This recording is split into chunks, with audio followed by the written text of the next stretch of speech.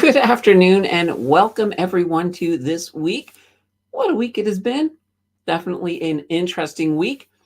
Last week I made predictions on what I thought this week was going to look like.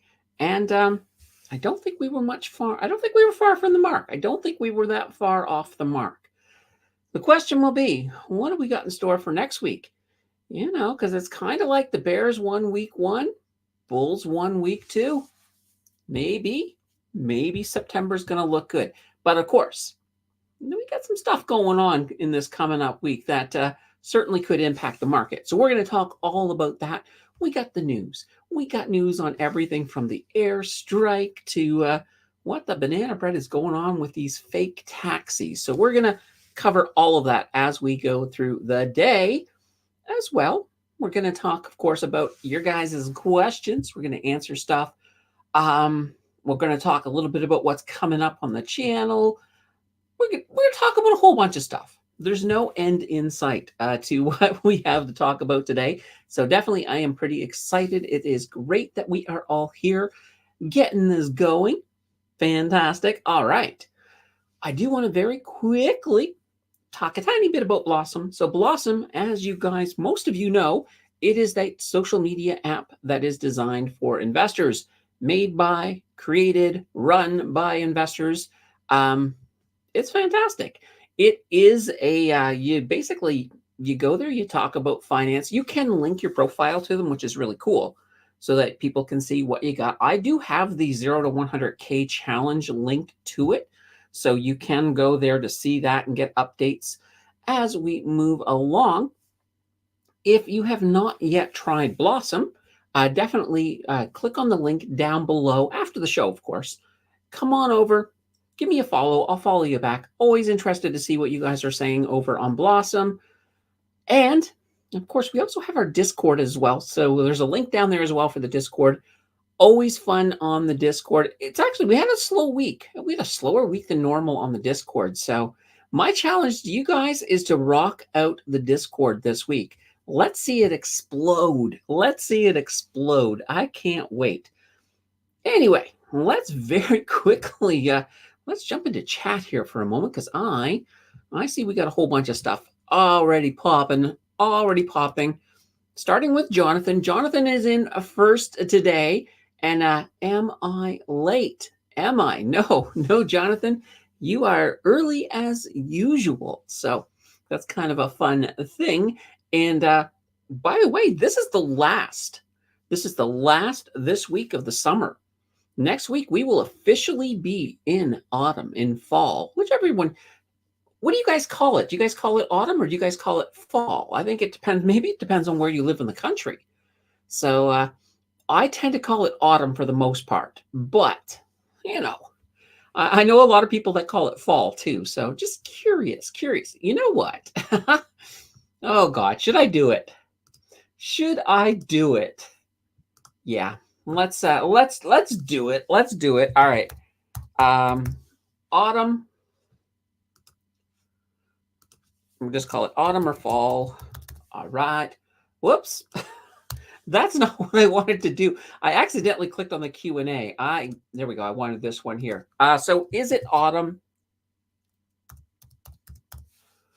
There we go. Or is it fall? Here we go. I'm dropping it out there. We'll let it run for, I don't know. We'll let it run until we don't. Yeah. Is it autumn? Is it fall? What do you call it? What do you prefer? So let's find out. Let's find out what the community likes. I'm autumn, but don't let my my call on it influence you guys. I'm curious to know what the community likes. Bismarcky says, "Happy Sunday, all. Hope everyone had a great weekend." Yeah, if you're in the East, you've had a summer weekend. Like, it has been hot and humid here since about Wednesday. And from the looks of it, it's going to continue at least until Wednesday. So that is not too shabby.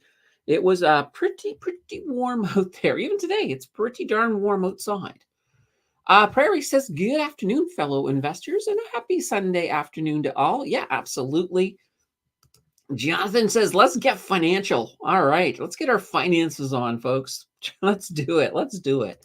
9 says Quest Trade in a t-shirt. Yes, our channel friend Banana Bread in a t-shirt dropped a new video today all about, and actually I think it might interest a few of you. It was basically comparing Wealthsimple to Quest Trade when it comes to investing in U.S. stocks. So which is cheaper?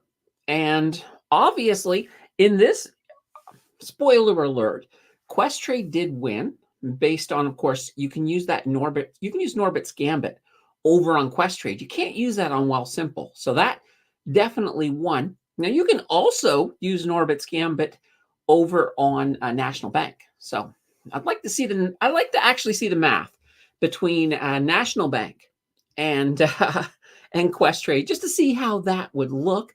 I did make a comment on his video saying, "Hey, National Bank has zero commissions and Norbit's Gambit. Let's see a comparison on those because I could do the comparison, but if I did it, I'd have to get like Quest Trade, and I don't want to get Quest Trade. So I'm trying to get the Canadian in the t-shirt to do us a solid and get that one done for us. So definitely, if you've been thinking that way about American investing, head over and check out that video. It was released earlier today. Also, see so much news. I made public the basically what was I going to say? I made public our exclusive channel member live stream from a year ago. So I've been doing this. So basically each month I'm going to release the one from a year ago. So that one is actually one of my favorites. It was the tier list that I did on Canadian stocks. It'd be interesting to see an updated one of those, but yeah, I really enjoyed that one. So that one did get released today. So you can always check that out later or whatever. It's available now for everybody. Vineet is in the house with a happy birthday weekend. Yes, of course, Friday was my birthday. So I started with yeah. So I started with my mother. I got up in the morning. I opened up Facebook, and there was a voice. There was a voice thing from my mom. So she sang "Happy Birthday" in a voice thing on Facebook because you can record your voices and send it. I usually don't do that, but my mom does. So that's how it started. It was a good day. It was a good day. A lot of my favorite foods. Jill was very very diligent in keeping some of the favorite stuff in the house. And then we went over to her sister's for supper. It was a great supper. Had some pumpkin pie.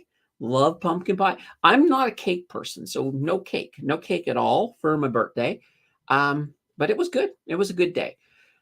So definitely enjoyed it. And I guess you can call it the birthday weekend, but the birthday's officially kind of over. There was a thread over on Discord as well. A bunch of you guys were wishing me happy birthday. So thank you very much for that. So I definitely appreciate that. That was awesome. All right. Terry says, "Hello, real warm-blooded non-bot human people." Yeah, that's us. That's us for now. You never know. Somewhere's down the road, AI could just take over everything. And that is a real concern that some people have, that, AI will make a whole bunch of YouTube channels, and that real people will just get sort of lost in the ocean of AI. I still think we're a long ways off for that part, but definitely something interesting to think about. And we do have a story on AI that we're going to bring that out a little bit later. Funny Books is in the house with a hi, everyone. And of course, if you guys saw Friday's video, the one on the Australian Banks ETF, so HBA, that was sponsored by Funny Books. So that was a fantastic. I was really impressed. I'm going to put this out there. I went into that to making that, and I'm thinking, okay, I haven't really looked at this. I haven't really looked at this ETF. And it impressed me. I was really impressed with the just with the returns that ETF was pulling off. So if you haven't checked that video out, definitely be sure to check it out. That's a great find, compliments of Funny Books. So definitely worth it. All right. Whoops. Lisa says, good afternoon. I call it fall. There we go. Right now, fall is winning at 67%, by the way, in the poll. So maybe a lot of people call it fall. I don't know. I just like the sound autumn. I mean, one of my cats is named Autumn, just to put it out there. Of course, I also have a cat named Winter, too. So just to saying, there's a little bit of a theme going here. I want to name the next cat Spring, but Jill says no, but we'll see. We'll see. Bismarck, he says, pumpkin spice season. That's what I call it. Oh, yeah. Oh, yeah. Absolutely. I have already had a few pumpkin spice tasty things thus far. So let's see. Loved your video. Thank you. Thank you. I'm glad you loved it. You paid for it. So I'd feel really bad if you didn't. Missy said, happy Sunday. Happy Sunday, Missy. Vic is driving, but still managed to hit the like button.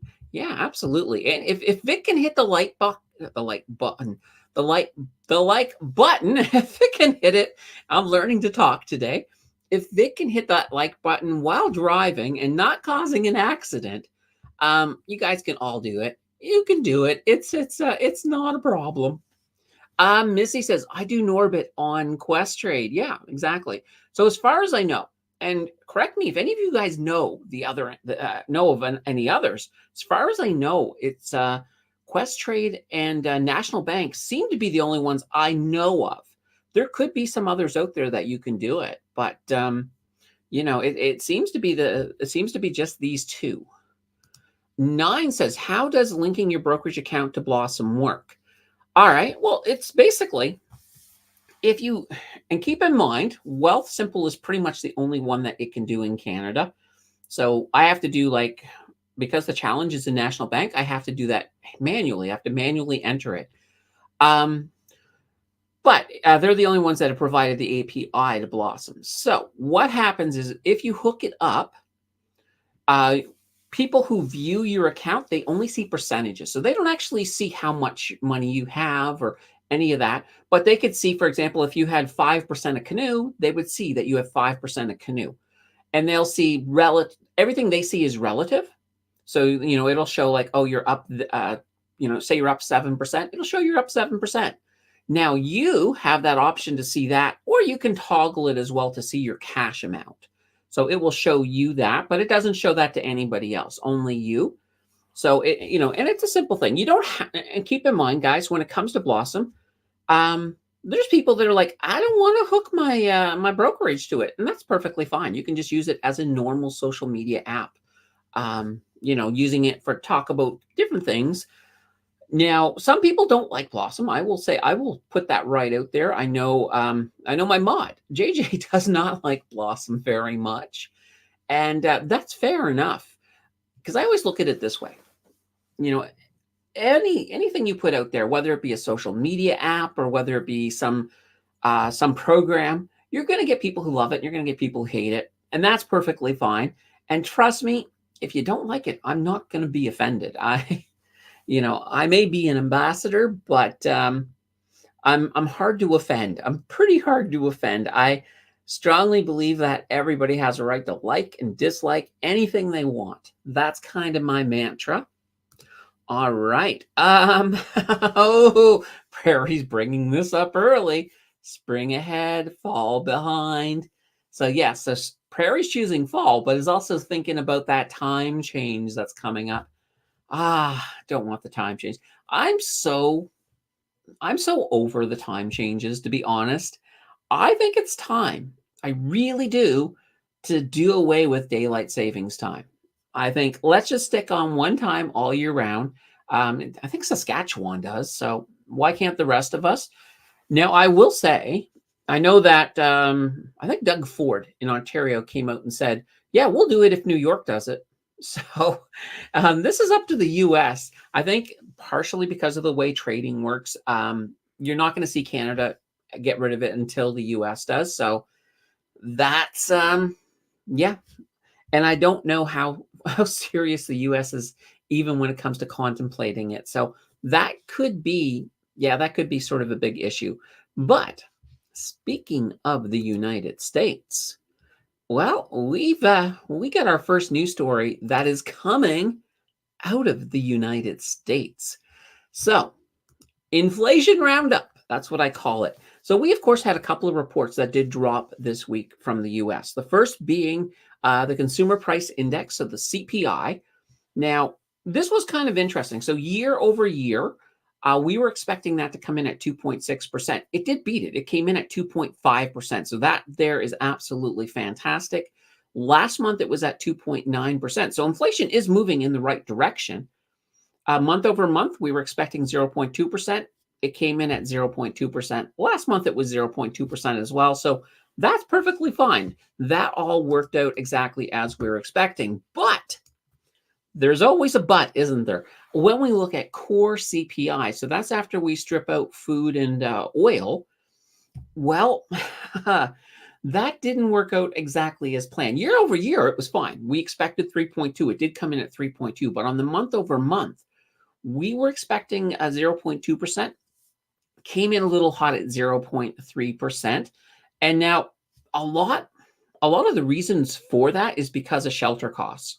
So, even though overall inflation ticked downwards, those shelter costs, which are pretty much one of the biggest parts of that CPI report, they went slightly upwards month over month. That's why we saw that on the core CPI. Now, that doesn't mean that that rate cut that we've been expecting next week, well, this week coming up, that doesn't mean that it's gone away. What it does mean is that people who've been saying 50 basis points, well, it's no longer a sure deal that it's 50 basis points.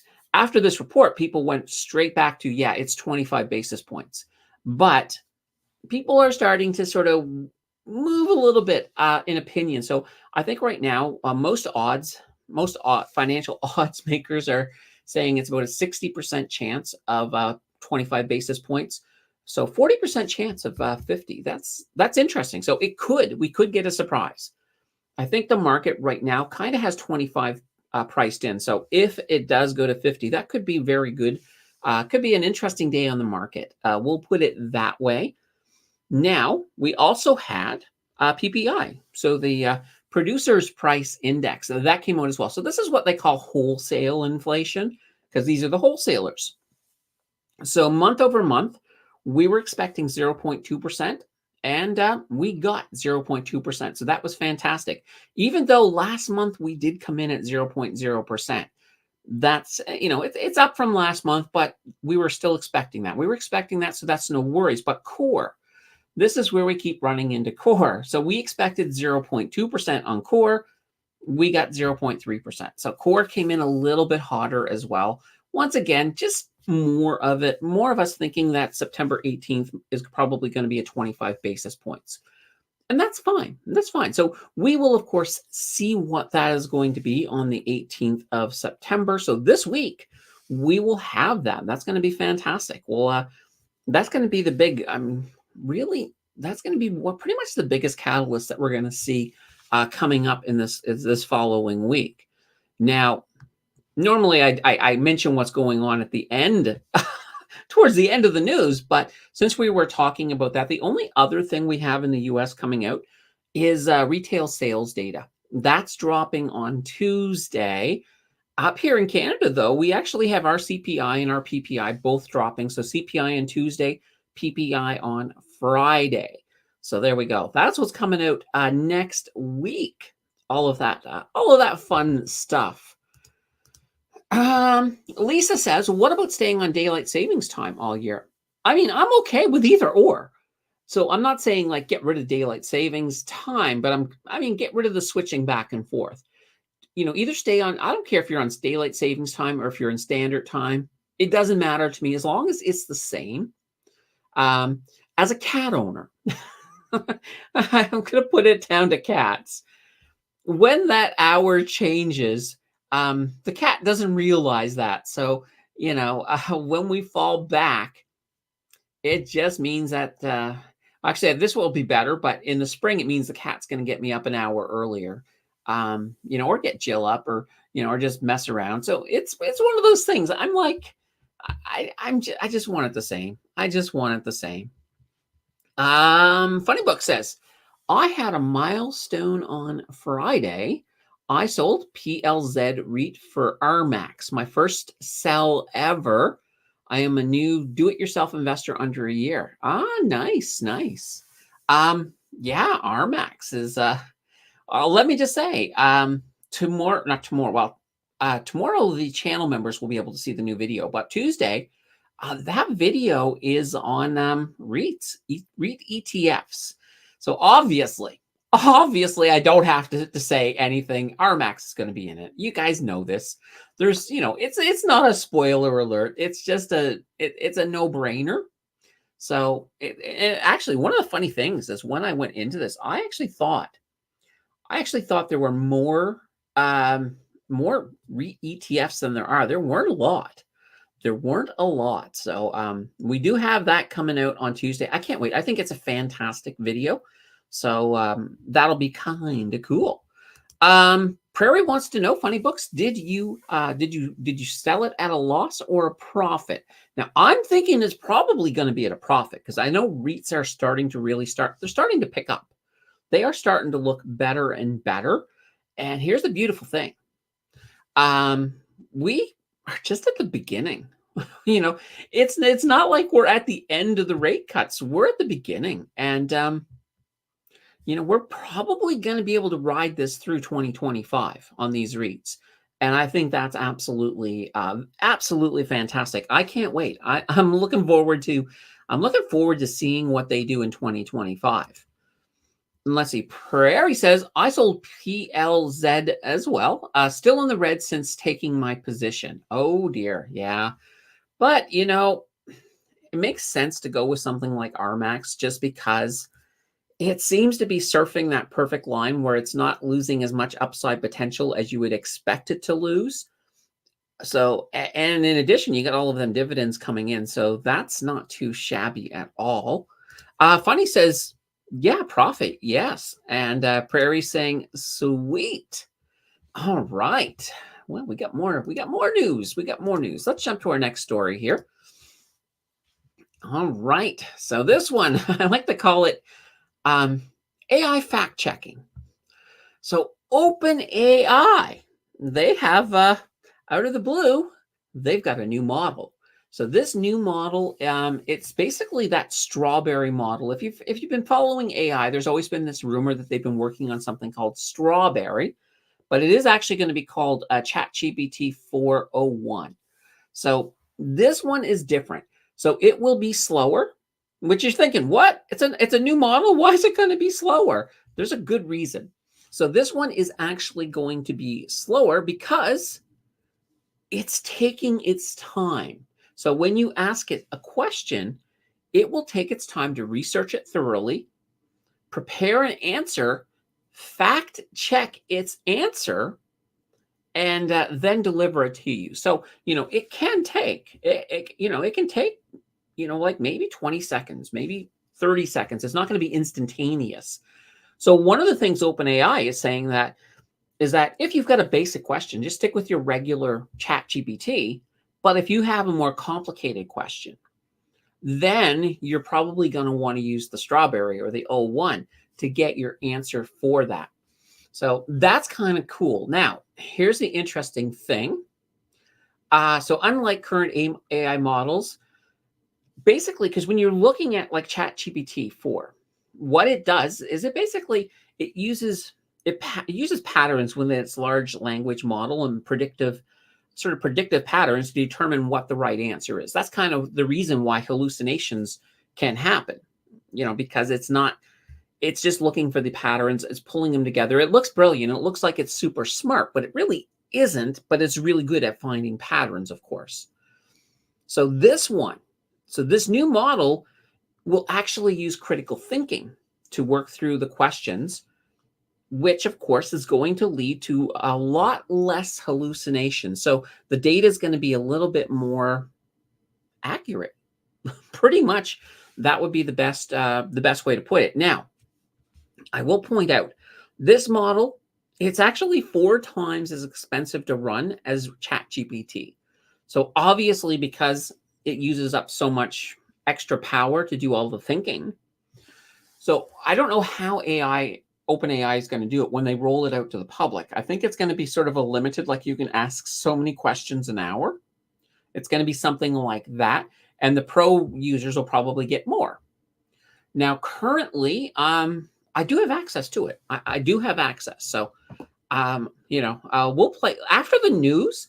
Maybe we'll actually go in and ask it some stock questions and see the difference. Ooh, you know what would be fun? We could come up with a question, and we can ask regular Chat GPT 4, and then we'll ask the exact same one to Strawberry and see what the difference is. I think that would be kind of fun. So we'll do that a little bit later in the show. I think that would be very, very, very fun, actually. Oh boy. Some John Doe is in the house with a hi. Oh, hi, Candace. Good to see you, John. Always good to see John. Bismarcky says, I wish Wealthsimple would allow fractional buying with RMAX so I could buy weekly. Oh, do they not have it yet for RMAX? Hopefully they do. Hopefully they do. Jordan is in the house with a heyo, Candace.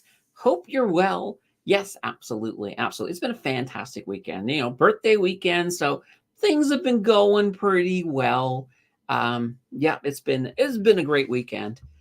And it's been a great weekend for somebody else as well.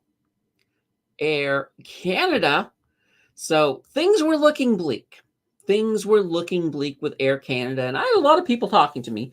I did say last week that I didn't think we would get to a strike. I thought that there would be sort of a last minute Hail Mary. And that's what happened. But before we get to the saving move, let's just give you a little bit of history on this. So basically, we had about 5,200 pilots. They were in talks, and everything was looking pretty good about a week ago. However, those talks, they did stall over wages. So Air Canada had offered, I think it was 30%, a 30% increase, but they wanted more. They wanted more, and there seemed to be no movement on that. Now, Air Canada, they went and asked the government to step in with arbitration, and they said that without a resolution, flights could be impacted as early as Sunday. Well, so today, that was not going to be good. The union they came up and said that they were very disappointed in Air Canada over this. They felt that negotiations needed to be done in good faith without, of course, government interference. And yeah, I can understand that. But I mean, they did have a lot of time to do, to have that good faith up until then. Why at the last minute? But luckily, it seems that they all were good. They all worked out. It worked out well because they did come with a tentative deal at that last minute. So the way it's looking right now is it still needs to be ratified. And that they said it could take about a month to ratify it, but there's going to be no impact to flights. Well, no impact for the most part. They did turn away orders. Air Canada was starting to turn away orders for cargo services. So that was done. And they were even looking at some passenger cancellations, but now everything is running smoothly. Everything's going to go ahead. I have a feeling that the ratification, and it's a 4-year deal, so we should be 4 years away from the next talks about Air Canada striking. So yay, there we go. I'm glad to see that has. I'm glad to see that resolved. I'm pretty darn glad. I thought it was going to come down to pretty much what it did, but I'm glad there weren't any surprises other than when it did look bad when the government asked, or when Air Canada asked the government to step in, and that annoyed the union. I was like, oh boy, here we go. Now it almost means that's going to have to happen, but no, it didn't. So I'm glad. I'm pretty glad with that. All right. We got Mario in the house with a good afternoon. And yeah, exactly. John is saying good call for Air Canada. I agree. That's going to be good. Now, those of you who are hoping for a strike, so you could get Air Canada back under 15, unfortunately, that's not going to happen for you. But yeah, it's just not happening. But, maybe something else can happen. I don't know. Let's see. Rising bottom on the chart, looking good. We got Chad in the house from Saskatchewan. Whenever I see Chad, Saskatchewan instantly pops into my head. Happy birthday. Just got home from a shutdown 8.5-hour drive there back and 14-day working. Oh boy, at 120 hours, 128 hours for 2 weeks. Time for bed, exhausted. Oh my God. Yeah, absolutely. Go get some sleep. You can watch this on the replay, my friend. Wow, that's yeah, that sounds like you're dead tired. You're dead tired. Prairie says, I'm glad Air Canada Union managed to settle. My daughter is on vacation right now in Peru. Returns next Saturday via Air Canada through Toronto. Yeah, very good to see that happened. If they had gone to strike, though, honestly, and this is where the government probably would have stepped in. If a strike began, I don't think it would have lasted long. I think it would have lasted probably a couple days at the longest. I think the government would have stepped in with binding arbitration pretty fast on it. But I'm glad it didn't get to that. Definitely glad about that. Jordan says, I believe it's pronounced, all right, Saskatchewan. I've always just said Saskatchewan. So I'll have to, you'll have to phonetically spell it if I'm doing it wrong. And it's funny. I mean, as far as I know, everybody I know just says Saskatchewan, but we probably are. Like you take, for example, in Nova Scotia. So Nova Scotia, we have the native people there, the Mi'kmaq, or the Mi'kmaq. We've always called them the Micmac for the longest time.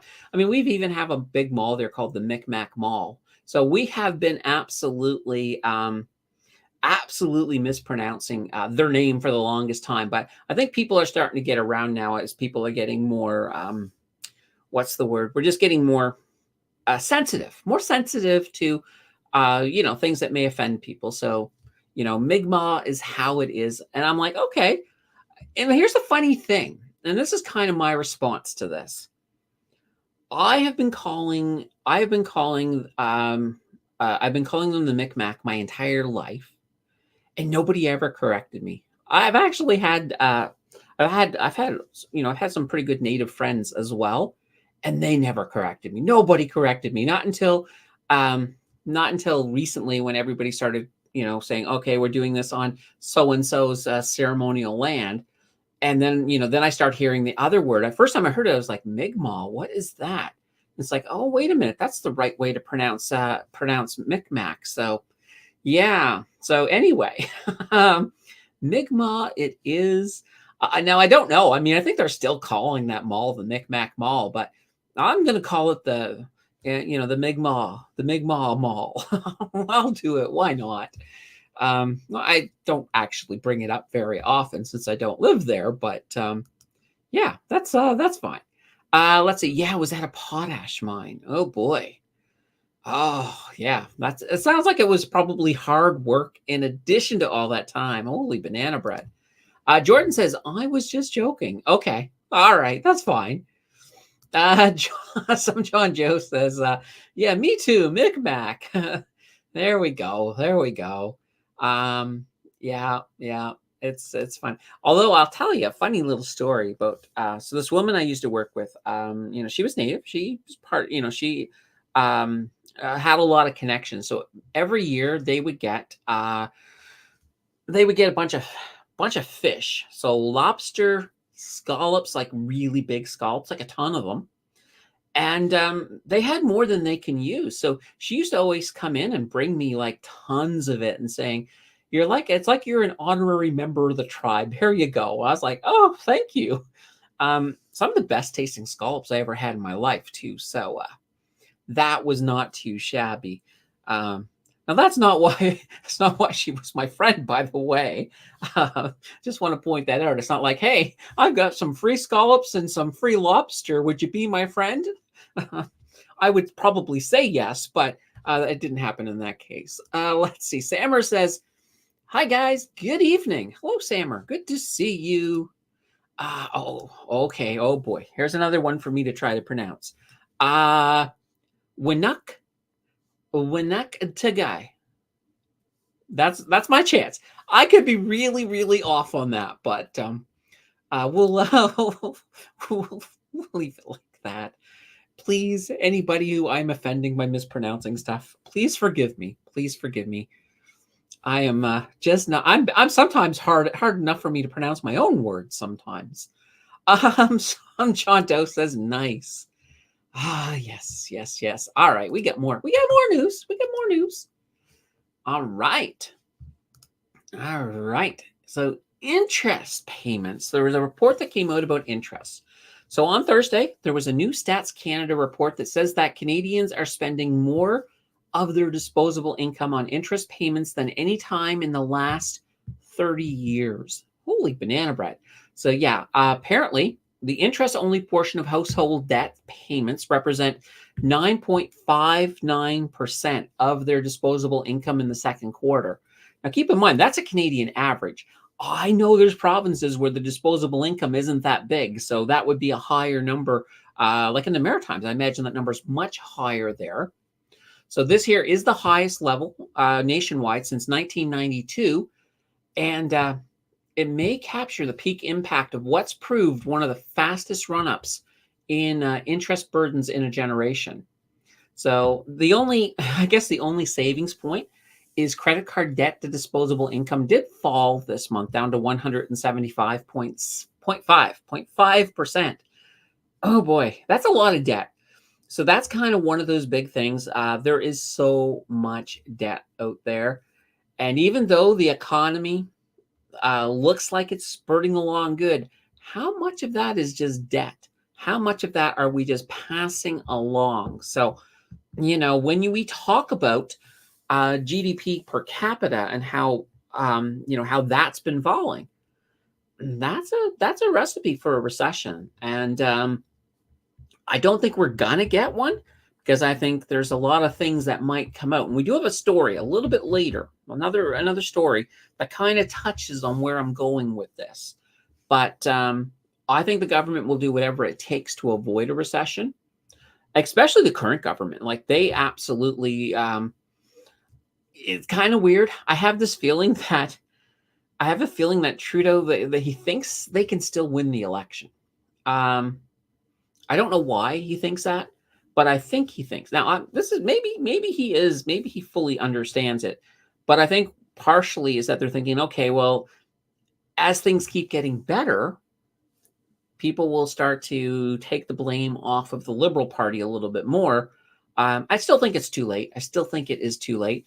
I would say for now, if the Liberals want to become the official opposition, they might want to just change up their leader. That's what I would say. But we'll see. We'll have to see. Right now, there doesn't seem to be any movement, but we do have an election coming up. Two by-elections are coming up this week. One in where is the first one? Is it Manitoba? I think it's Manitoba and in Montreal, so Quebec. So we'll have to see how those look. That's going to be kind of interesting. It would be the Quebec one could be really interesting. So right now, will the Conservatives win that, or is it going to be the Bloc? It'll be very, very interesting to see how that one goes. Manitoba, now that one, of course, the NDP are really, really gunning for. They want that one big time. So we'll have to see how that turns out. But I think the results are going to be very, very, very interesting for sure. All right. Chad says, always hard work. Why we make the big bucks? Didn't trade. And at the top, so specifically trade in refractory money to go, refractory to good to walk away. Okay. And debt-free. Oh, debt-free since 20,114. I'm going to assume you mean 2011 or 2014, one of the two. But that's not too bad. That is not too bad at all. I want to play the game, know the rules. Makes sense. Absolutely. I mean, that's the thing. If you know the way the system works, you can get yourself into that system and you can make money. Kind of like what we do here with investing. Like we know what's happening. For example, people who don't realize that the environment that we're in right now with rate cutting is huge catalyst for the growth of REITs. People who don't realize that, are not even thinking, oh, well, REITs have been doing so bad for so long. They're not even looking at them. So those of us here who kind of get that idea, well, we're looking at them, and we're investing. Well, Funny Books just moved over to RMAX. So we got the down low. We got the down low. Funny Book says the North remembers. There we go. Love that. Some John Doe says Montreal is ultra liberal. The rest of Quebec is different. Okay. So yeah. But that's the thing. If everybody is really down on the liberals, that does give an opening for the Bloc or the Conservatives. So we'll have to see how it looks. I would think so. If the Liberals do really poorly in both of these ridings, I think the pressure for Trudeau to step down will definitely increase. No doubt about that. Mohammed says, hi, Candace and everyone. I'll be driving to work, so I can only listen. What do you think of STLA? They are at 52 weeks low and a PE of around 3. I think auto manufacturers will benefit from rate cuts. Maybe. It's just one of these things here is, I think it's going to be one of these situations where it's not going to happen right away. So some things, rate cuts are going to help immediately. So for example, REITs, utilities, people carrying big debt. But the things where we need people to start spending money. So we need people to start buying new cars. We need people to start putting more into the economy. I think we need to go deeper into the rate cuts before we see a big movement on that. So a company like STLA, yeah, the rate cuts are going to benefit them, but not right away. So they're going to need to get quite a few rate cuts under the belt before we start seeing any kind of impact on a company like that. 2014. Okay. There we go. Question. If I buy USA Strike in TFSA without a dividend and I'm out and in the green, do I still pay the 15% to IRS or still tax free? Okay. No, you don't pay anything. If it's in your TFSA, you pay absolutely nothing. So let's just sort of be clear. So the withholding tax, that is all about dividends, or distributions or any extra payment that you get for a stock. So if you were holding, let's just get rid of all protection. If you're holding a US stock in a personal account and it has no dividends, there's nothing that the IRS needs from you. They're not going to. But if you sell it, there will be capital gains, but that's going to the CRA. It's not going to the IRS. The IRS is only concerned about anything that generates income, because technically that income is not generated in Canada. It's generated in the US, with that US company. So with that US asset. So that's the reason that happens. So yeah, you're safe. You're safe. Prairie says, my riding in Winnipeg has been ultra NDP, but I believe they are going to lose this seat tomorrow. Are you in the riding, Prairie? Are you in that riding? That would be interesting. I think, yeah. And this is the whole thing. I think with, with that deal that the Liberals and the NDP had, it hasn't done a lot of favors for the NDP's popularity. Now, I understand the NDP wanted to get some stuff out, and that's fine. They were smart. They did it a smart way, and they're now at that point where they need to distance themselves. So when you think of it this way too, people who are thinking, okay, we're probably going to see an election right away. Well, I don't think we will. I don't think we're going to see one until the spring, to be honest. I think the NDP needs the government to stay up, to stay intact, to give them more time to distance themselves from Trudeau and from the Liberals so that they can, it goes twofold if you think about it. Here's the benefit for the NDP. So right now, when you're looking at the polls and you're seeing this massive blue wave for Poilievre, Some of these people are former Liberal voters who are like, okay, well, the Liberals and the NDP, they're doing this thing and we're not on board. So they've moved, and maybe it may even be because they don't like Trudeau. It might even be that alone, but they've moved to the blue wave. Now, what will happen is as the NDP distance themselves, some of those will come back. They won't come back to the Liberals, but they'll come back to the NDP. That's kind of why I'm thinking that, if we have that election in the fall, I'm thinking that if as long as Trudeau is with the Liberals, they're probably going to come in third. And we could very well see an NDP official opposition, or if it's not enough time, if people are still holding on to that association between the NDP and the Liberals, we could have another situation where the Bloc sneaks in. It's happened before, but I'm still right now, if I had to actually lay it down, I would say Conservative majority, NDP would be their official opposition. That's kind of where I'm seeing it right now. But we'll change that as the situation changes. But right now, unless something big happens, I don't see that changing that much from there. So just something to keep in mind.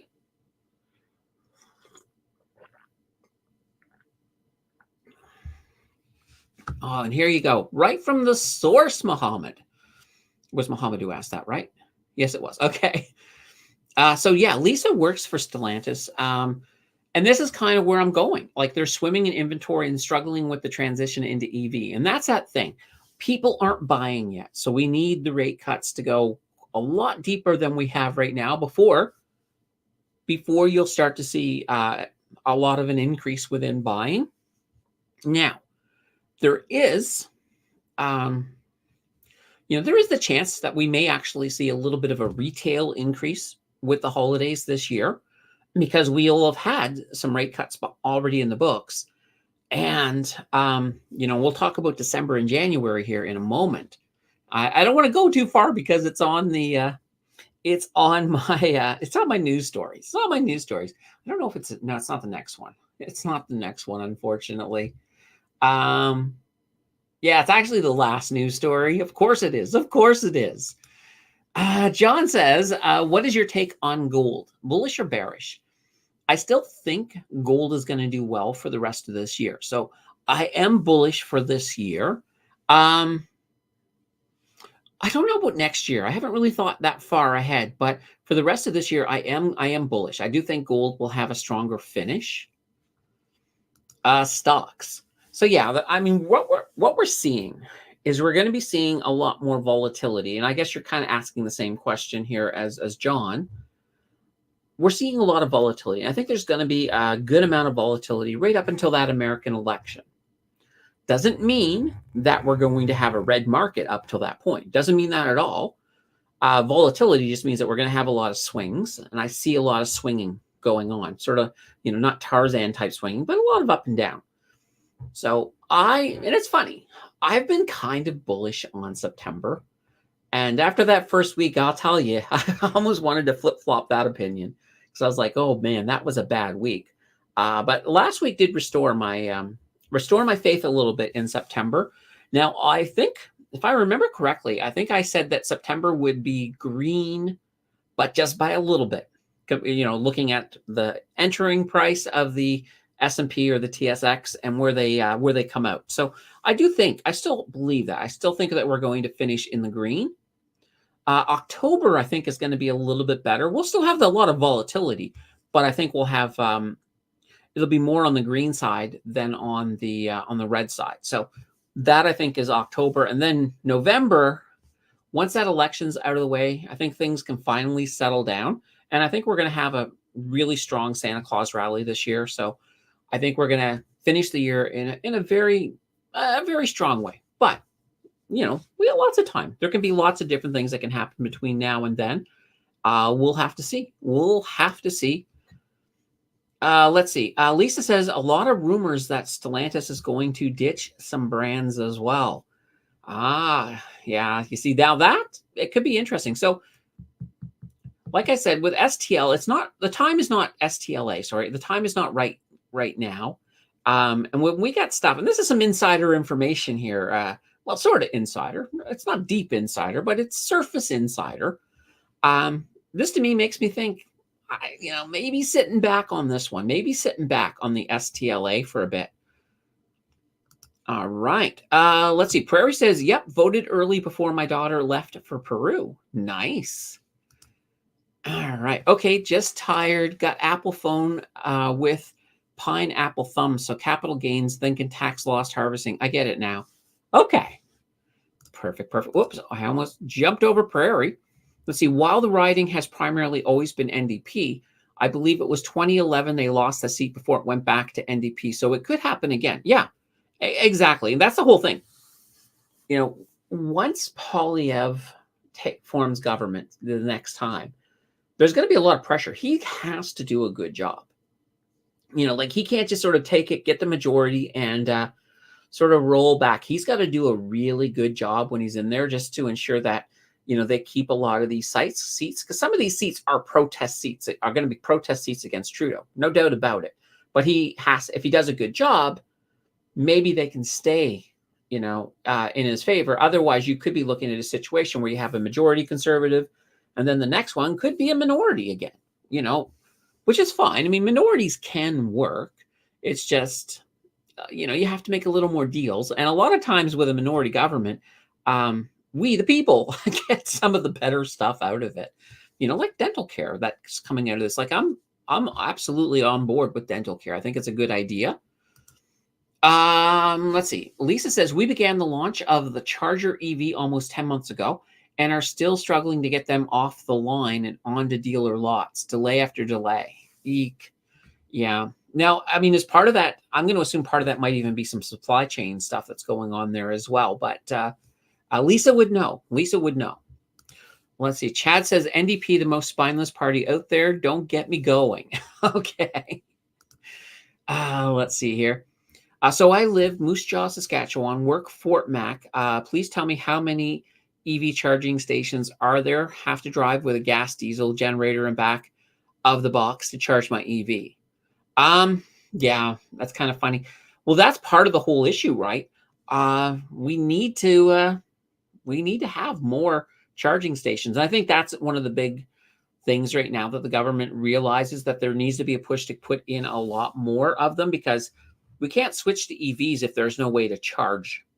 And obviously carrying around a gas diesel generator in the back, I consider that to be unrealistic. It'll work, but it's unrealistic. See, liberal logic. Supply chain is pretty good right now. It's engineering. Okay, fair enough. And you gotta hate this. Companies cutting corners to save money. Yeah, that's never good. Never good. All right. We'll get one step closer to that other story. We got a Couche-Tard story. So Alimentation Couche-Tard and their bid for the 7-Eleven. So 7 & I, which is the name of the company that owns 7-Eleven, they're a Japanese company. They rejected the Couche-Tard takeover bid, which was $39 billion. And they said they're rejecting it because they think that the bid was a little on the low side. So some shareholders were actually quite upset. And they're like, no, take the deal. But they didn't. So now their shares have actually gone up quite a bit. So initially they went up 2.4% just on the news, as shareholders are now expecting, because Couche-Tard said they're still interested. So they are expecting Couche-Tard to come back with a higher offer. So we'll have to see how this is going. Couche-Tard says that they are looking for a friendly acquisition. They're not yet into the hostile territory, but they're willing to go there. But right now, they're currently evaluating a potential higher offer. So we'll have to see. If you guys remember when I said it, if this deal goes through, you're going to be looking at dilution of your Alimentation Couche-Tard shares, and a lot more debt.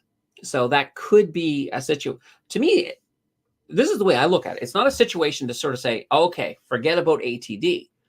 To me, it's a situation to maybe look at taking some serious profits, sitting back, letting the dust settle, and then reinvesting after all of the dilution has happened. and then get in at that level. So that's kind of the way I would see that. But yeah, it's kind of interesting. Definitely interesting for sure.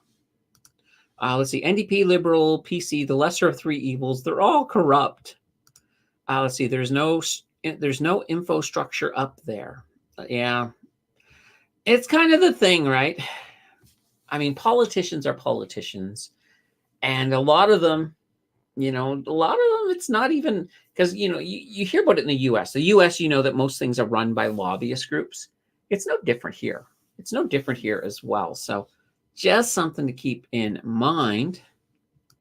And John is saying they're all part of the World Economic Forum. There we go. Circle K. Yeah, Circle K. That is one of ATD's many stores. They also, in the States, they have the Bigfoot stores. I always thought that was kind of funny. Like, the Finding Bigfoot people just drop them off at a Bigfoot store and say, there it is. There it is. Anyway, all right. Let's get to our next story. We'll get this out of the way. This is an interesting one. I thought this was interesting. I didn't even know this was going on. So this has been happening in Montreal and Toronto. It's a taxi scam. So what has been happening is this is absolutely hilarious. But apparently on Amazon, there's a $35 generic taxi sign that anyone can buy. You buy it and you stick it on your car, and your car looks like a taxi as far as anybody is concerned. So what's been happening is criminal folk or criminal minds or whatever we want to call them, they've been buying these taxi signs, and then they pretend to be a taxi.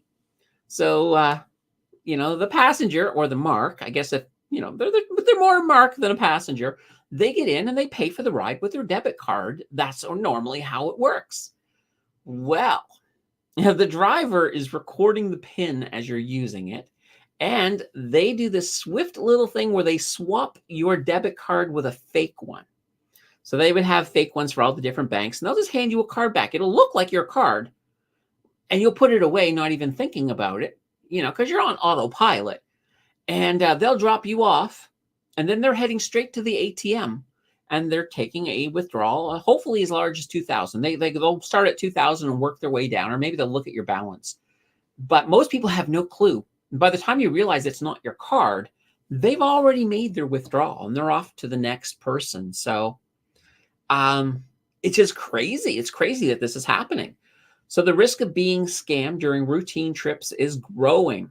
So the city police services, both in Montreal and Toronto, they've made very little progress in trying to track this down and trying to put the kibosh on this criminal activity. And funny thing is, it's also not just fake taxis. Apparently, there have been people in registered cabs who have been doing it too. So you got to be careful. In a sense, if your city has like Uber, it's a little bit safer. I hate to say it, but it is, because, it's being done through the Uber website. So there's no chance of you getting scammed that way. It boggles my mind how inventive criminals can get. It absolutely boggles my mind.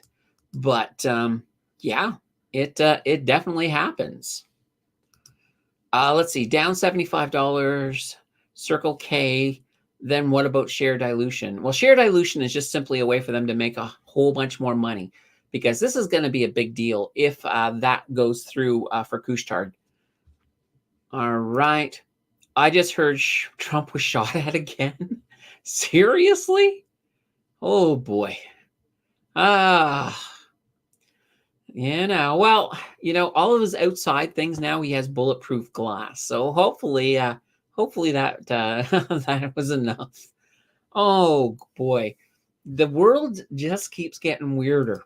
This election is going to be, it's going to be very interesting. Yes, we same page. Why I watch you. Okay, there we go. Northern Saskatchewan is heated by propane. No infacture there. Yeah, propane is not bad. Definitely not. Wool or cool. All right, Terry says, I think those taxi criminals are commonly referred to as a-holes, Candace. Yes, definitely.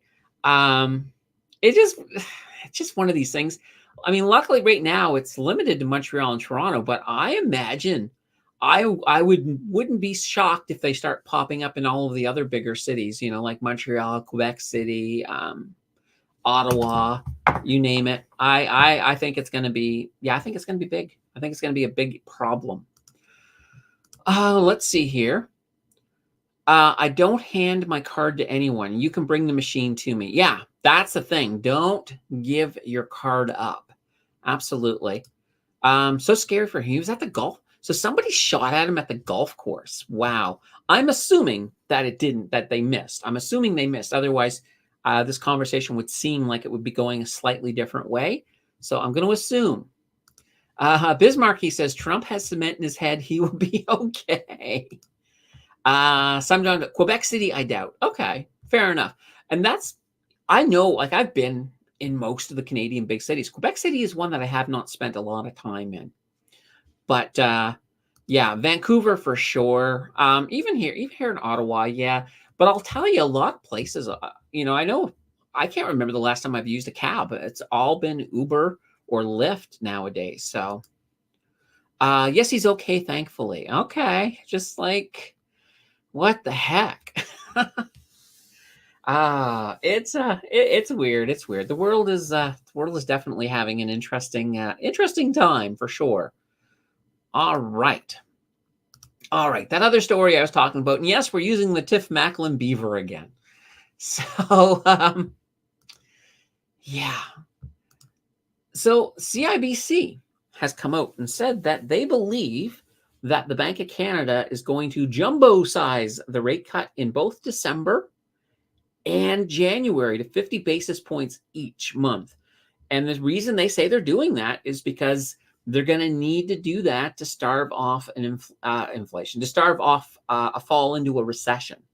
So they're going to do that to prevent a recession. So definitely kind of interesting.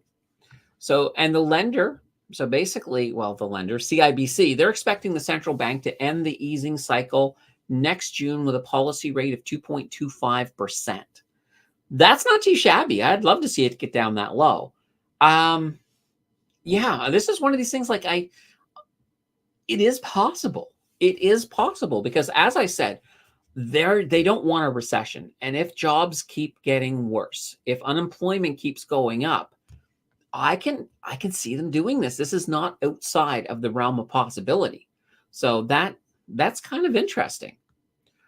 Now, yeah, because basically, as I sort of mentioned about the jobs, holy banana bread. So last week, that jobs data, we only added 22,100 jobs in August, and there's no widespread layoffs yet, but yet unemployment, it keeps on jumping. Now, part of that is, of course, we have so many extra bodies because of, some of our really high immigration. So it kind of makes it, it's not that our unemployment may not be going up from people getting laid off. It might be going up from the fact that we just have a bunch more people, and then that, of course, will skew that unemployment up. But that is something to watch. That is definitely something to watch for sure. All right, there we go. I like it. That is our news. I had a little something on crypto. I guess I have a tiny crypto corner. It's not a big news on crypto corner, but we'll bring it up just so you can see the graphic. MicroStrategy's at it again. They are buying more Bitcoin. I don't know exactly how much they bought this time around. So I'm just going to bring that up. MicroStrategy is preparing for whatever is going to happen to Bitcoin. And a lot of people are expecting that big rise in Bitcoin's price. And, I'm amongst them. I think it's going to go up. I definitely think. I've been calling 100 to 120K at the end of this bull run. But, we'll have to see. Now, one of the things that Bitcoin does need to do is they do need to make a move up from where they're at right now. So right now, we're in a situation where, you know what? Now that we're done the news, I can do that. Oh, I can do this. Here's Bitcoin. So Bitcoin has been moving forward Now, it's interesting. I drew this before the show started, and I was looking to say we're going to get a break. And I was thinking to the downside only because they've got support there. Break down here, and then you can leap off of this. And we already seem to have a bit of movement in that direction already. As you can see, it just moved a little bit further. So maybe it'll come down here. But the funny thing is, by the time the market opens tomorrow, we could already have bounced off this and be back up in this vicinity, up around the 60K area. But here, whoops, just gonna, all right, let's, so rate up, and here's what I'm thinking right now. For us to have that giant run on for Bitcoin, we pretty much need to break up above here around 68K. That's where I think we're going to see. If we can break above that, then you're going to start seeing some of these big moves. So we have a little ways to go because we're still down here, but this is going to be fun to watch. It's going to be fun to watch. Most people believe that a lot of the action that we're going to see is going to be in October. Hence, they've been calling it Uptober, of course. So definitely something worth watching. All right. Let's see here. The shooter apparently had an AK-47. Holy banana bread. Dear gosh, how is this?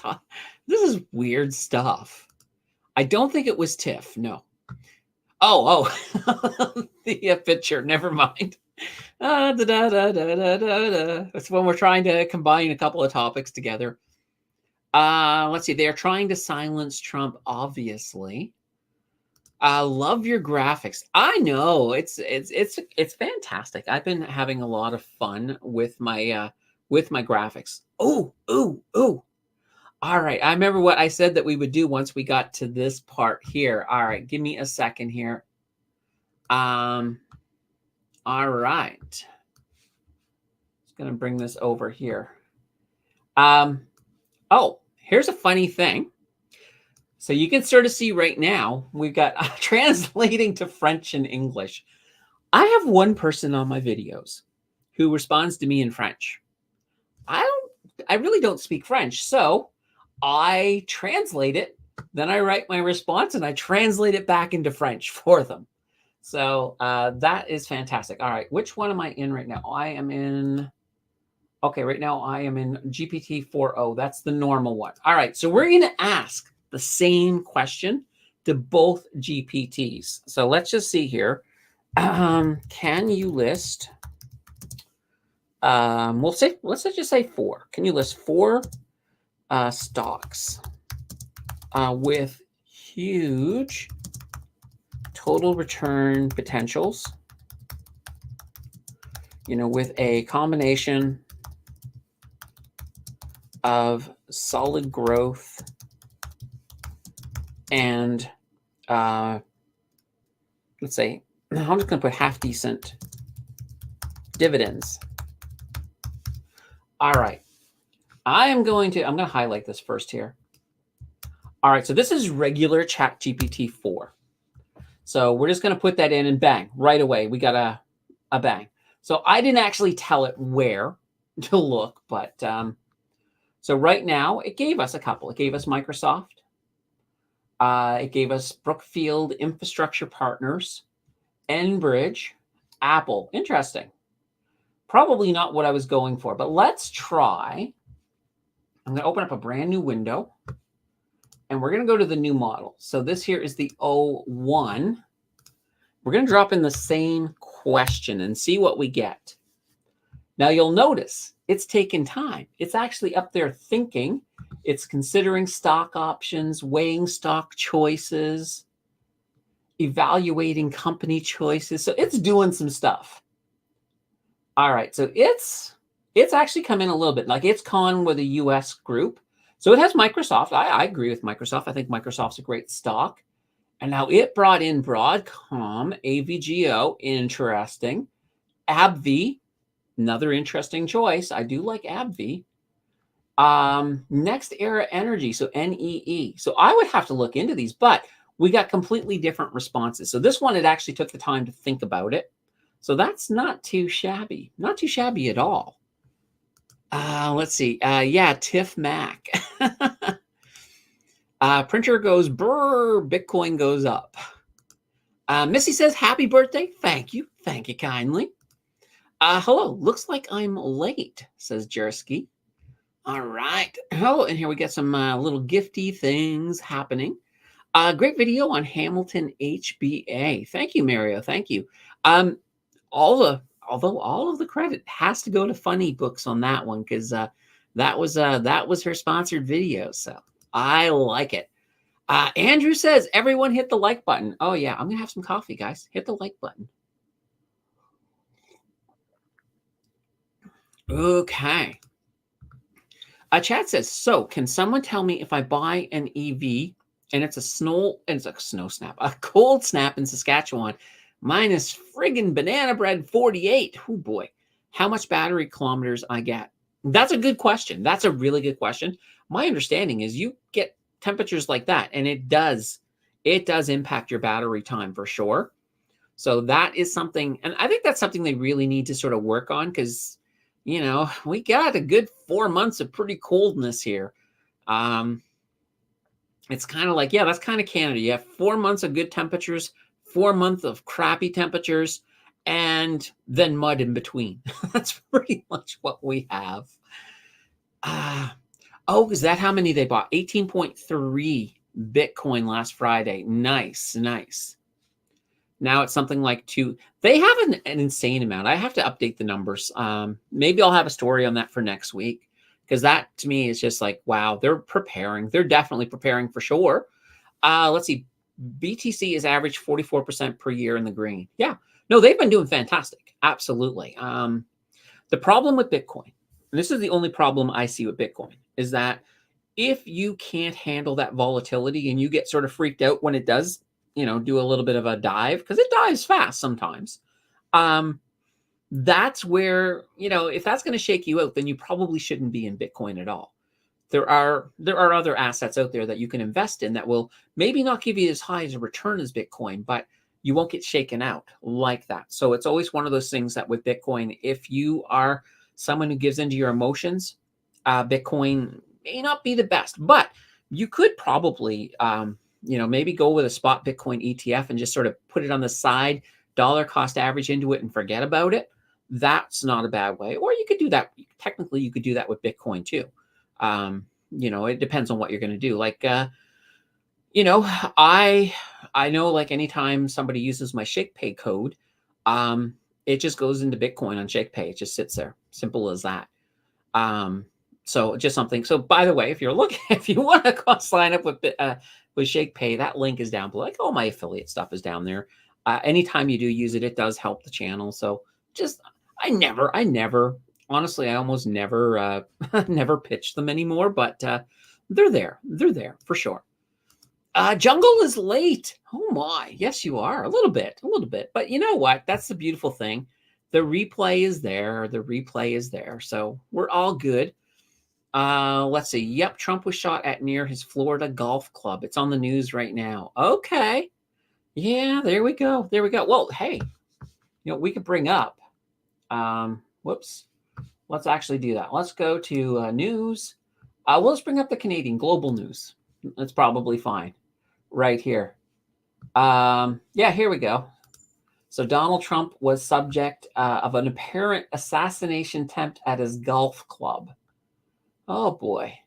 Yeah. So the FBI says it's investigating what appears to be an attempted assassination of Donald Trump at his golf course in West Palm Beach, Florida. And here it is. A man with an AK style rifle pushed the firearm's muzzle through the perimeter.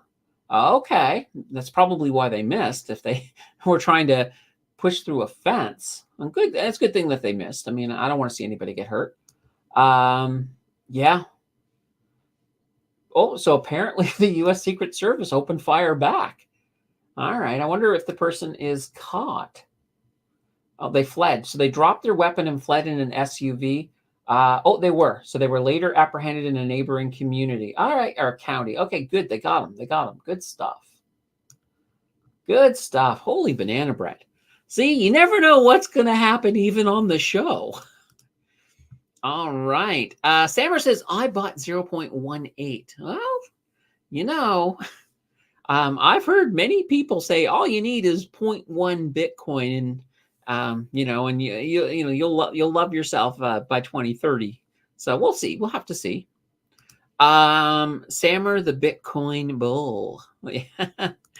Sammer says, I'm in crypto since 2018, always bullish. Okay, let's see. Jungle says, are they sure it wasn't a MAGA wedding with the guests shooting up in the air? Oh boy, yeah, I'm pretty sure. And then thank you, Funny Books. Can't see who is next. So yeah, we'll do the next one. Actually, I think because it's going to be the first Sunday in October. I think it might be is it the 6th? Something like that, 6th or 7th. Let me pull up a calendar. Let's pull up a calendar and see here. The 6th. Yeah, so on the 6th, we'll do it again. We'll do it again on the 6th. And Jill put in a thing as well saying that, you know, if nobody wants to do it who's at the chat, so many people watch this on the thing, so we'll let it run until the next live stream type thing. So until the market open, or if we have a bonus one, there is that as well. All right. Chad says, by the way, my worst performance stock is HAM. Oh, HAMM.A at 135 shares roughly. I think I'll take the loss by BN. Yeah, I know that they're down a little bit. They're definitely down a little bit, but I think they're going to do well. I still have a lot of faith in HMM.A. So that I'm not going to sell out of them. I'm going to hold. If they go down any further, I will definitely be averaging my shares down a little bit. All right. Let's see. Funny Book, hope you own some HBA. And Funny Book says, I do, will buy more. Nice. Definitely nice. Yeah, you gotta love it. We got a lot of things coming up, by the way, guys. Let's this here is, we had this one over here because of ChatGPT. I'm just gonna move this back. And we will go over to our Discord for a while here. Discord, by the way, guys, this is where you can find what's going on with the channel. So we got the YouTube schedule in here. Actually, do I still have it? Oh, I do. I'm going to get rid of the live stream because we're doing it right now. We obviously are fine. All right, here we go. Okay. So yeah, so tomorrow, or sorry, the 17th, we have the 4 REIT ETFs and a split core. So I actually included a split core because there's a split core people talk about a lot. So I thought, let's put them in as just a point of reference. See if it does better than the ETFs. You'll find out. I'm not going to spoil it, but we have coming up on the 19th, we have the channel members exclusive live stream. So you guys get to choose what the topic is. I did send a post out. It's on the community tab. So if you're a channel member and you have an idea for what you'd like to see on that live stream, get it over there. I think right now I dropped it earlier today. I think I've got 2 suggestions so far, or 3. 3. I have 3 suggestions. One of them I really, really like. Well, I like them all, but one of them I'm looking at and I'm like, oh boy, I really hope that one wins. But maybe you guys can change my mind. There's still room. If I get 5 by tomorrow, I will get this up right away because then we can vote for it. Now, you'll notice here on September 20th, the next deep dive, we're not doing a vote for this one because when I did VDY for this, or sorry, XEI, when I did XEI by mistake the second time and I'd already done it, it should have actually gone to QQQY.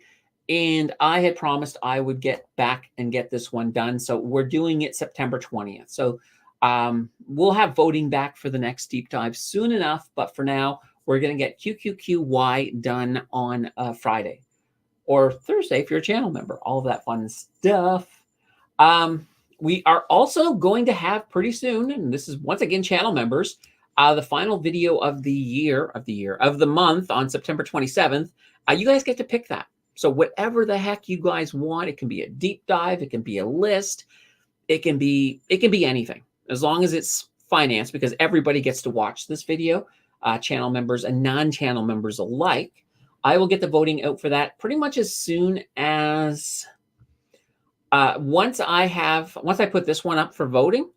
Once I put the one up for voting here, I'm going to then turn it back and we'll go from there. So, we'll get those topics together really, really, really, really, really fast. Let's see. 9 says, luckily my only bad position is BMO right now. Gonna hold. I'm going to see what do we got here in the challenge as a bad position. Let's take a look here. Pull this up here. All right. I'll bring this over. All right. Bad positions. Well, DE. DE, you make me a little crazy. So DE, also DRX has also been doing, but I still have a lot of faith in DRX. I still like DE, but I might get out of them. Their volatility is kind of annoying me. But we do have Sir Royalty, but they're slowly making. I'm fine with them. Once we get deeper into the rate cuts, this will be a company I will be so glad I held on to.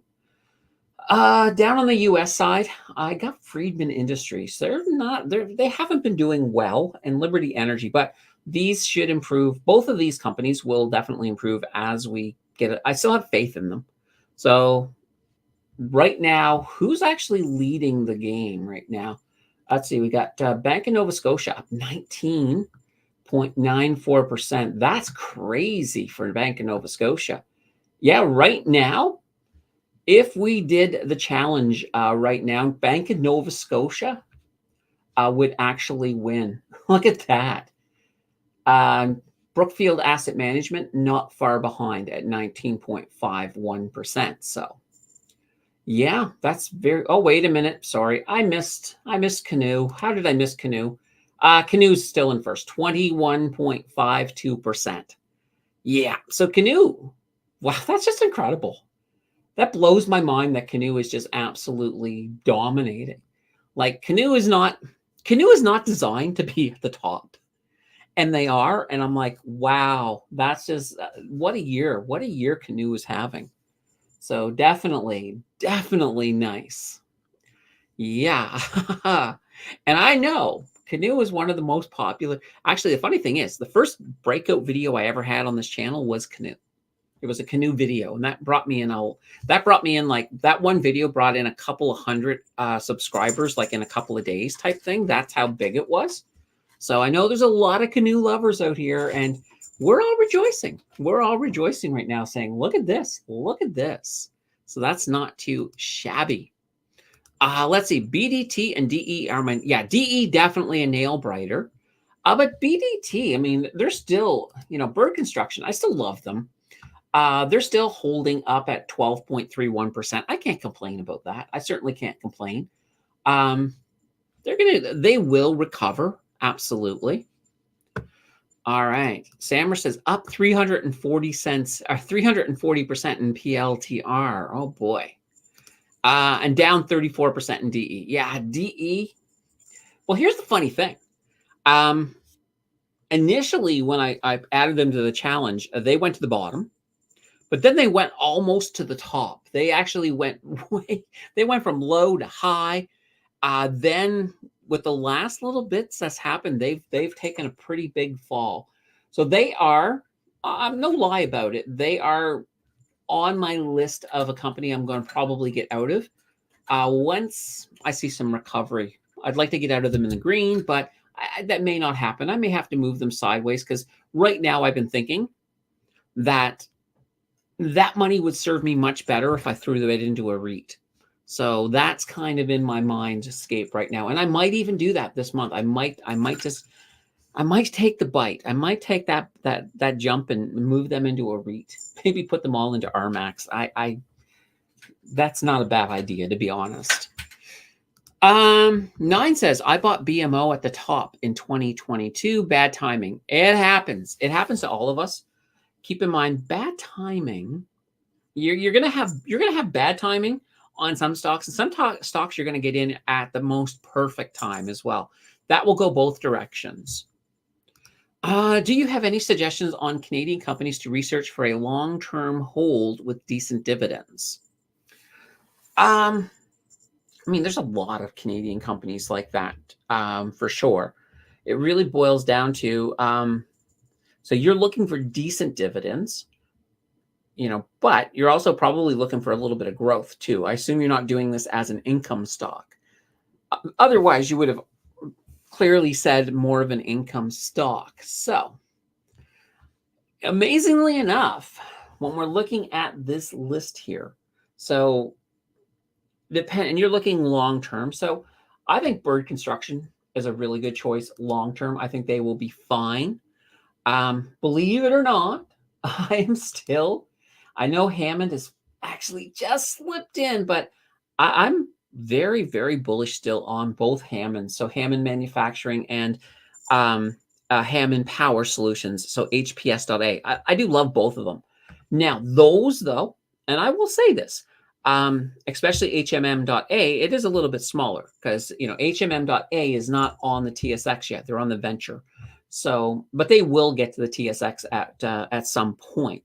But it really boils down to those ones don't have, like, both of those don't have good dividends. So, and you asked for decent dividends. Even Bird Construction doesn't have that decent dividend. So if you're looking for higher dividends and you're thinking long term, well, here we go. Right now, the Bank of Nova Scotia, BNS is just doing fantastic. Like, it's up 19.94%. It does have a quarterly dividend. That dividend is not bad. Most of the banks right now have some pretty good dividends.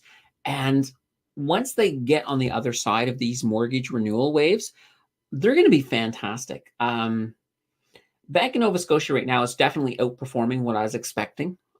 And, I can't complain at that 19.94%. But what I will do for you, Andrew, is, let's take a look here.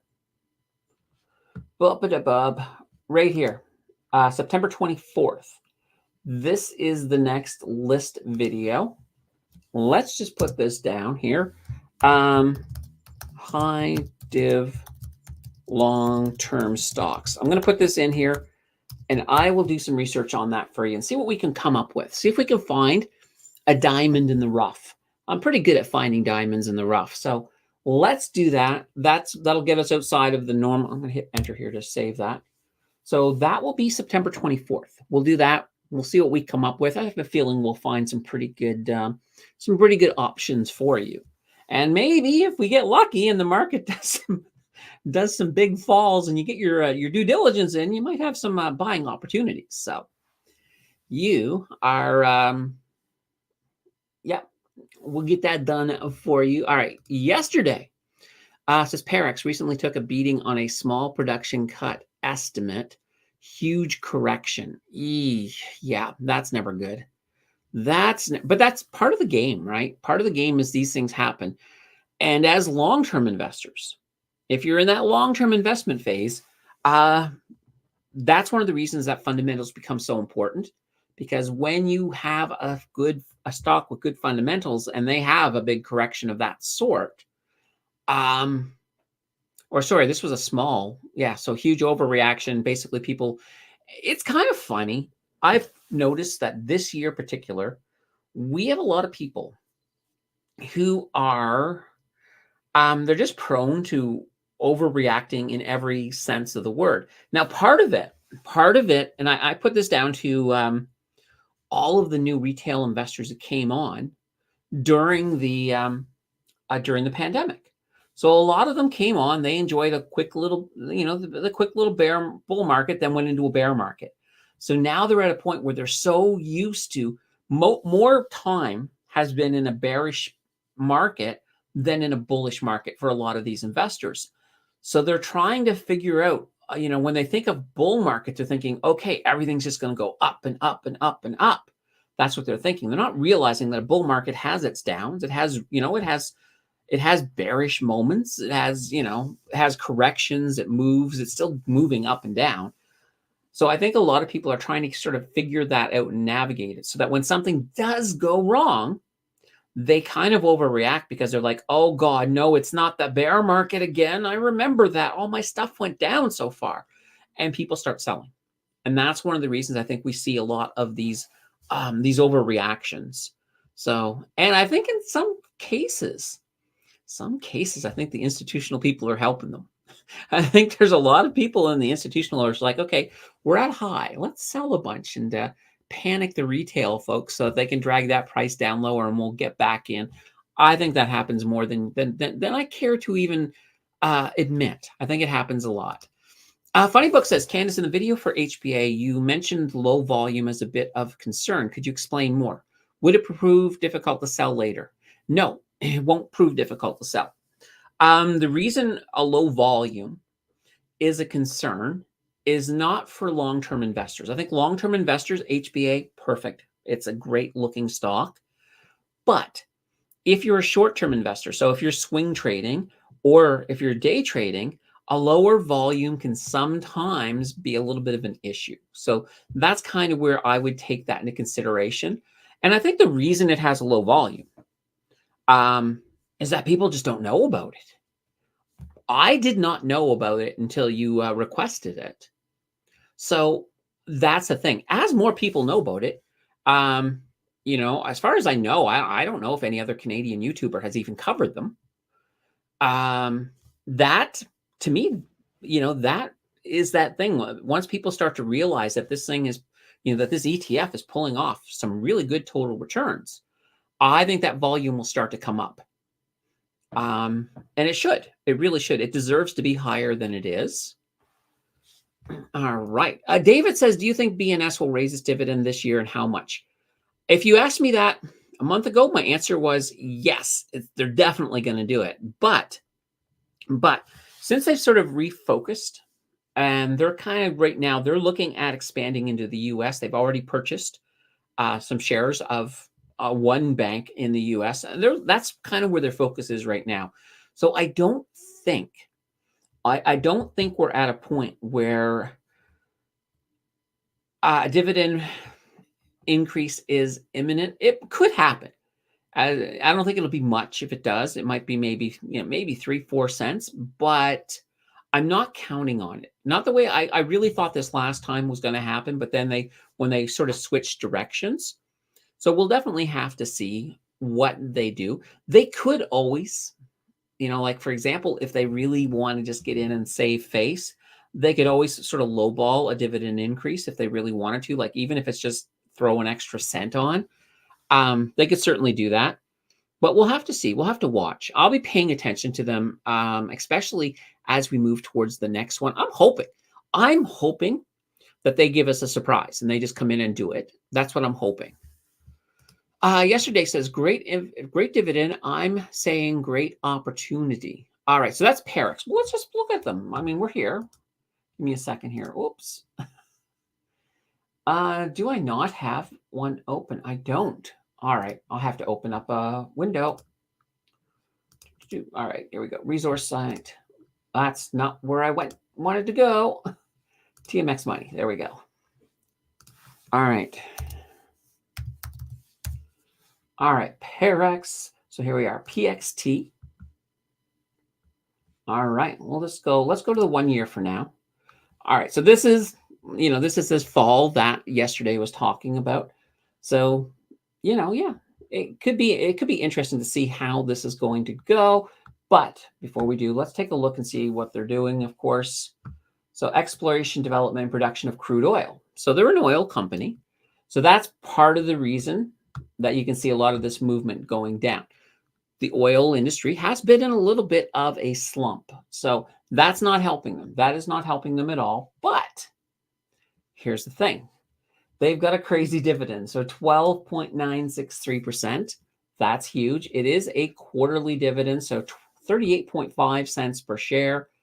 That's not too shabby. Going into their data, return on equity looks good. 17, 13 on the return on assets. That's not too shabby either. They're definitely profitable. They've got very little debt. Very, very little debt. That's impressive. That's always impressive. So that's not too shabby at all. Like they do seem to have some pretty good fundamentals, and they've been doing well with their dividend as well. So that's not too shabby. It's a little high. It is a little high. Like, I'm kind of curious here. Let's just take a look here. Just going over to Yahoo Finance. All right. What was it? PLX? No, it was not PLX. But a PRX, right? No, PXT. There we go. PXT. Here we go. Parallax. Perfect. What I want to see here is, let's go to their statistics. Well, this is surprising. This is surprising, and this makes me a little more bullish on Parallax. Their payout ratio on that huge dividend is only 36.87%. Now that's really good. That's really good. Yeah, this is, I have no complaints about Parallax at all. Their fundamentals look good.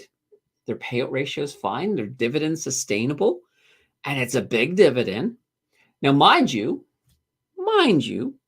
if they didn't pay out as much of a dividend, they probably wouldn't have fallen as much as they have, because they could have put more back into the company. But nonetheless, once oil does turn around, then, and that's a good question as to when oil will turn around, but once they do, it's going to be interesting. Like right now, I wouldn't count so much on fall, because we still have a little bit of La Nina in the Pacific. So for North America, we are looking at warmer temperatures than normal for the first part of the fall, so October and November.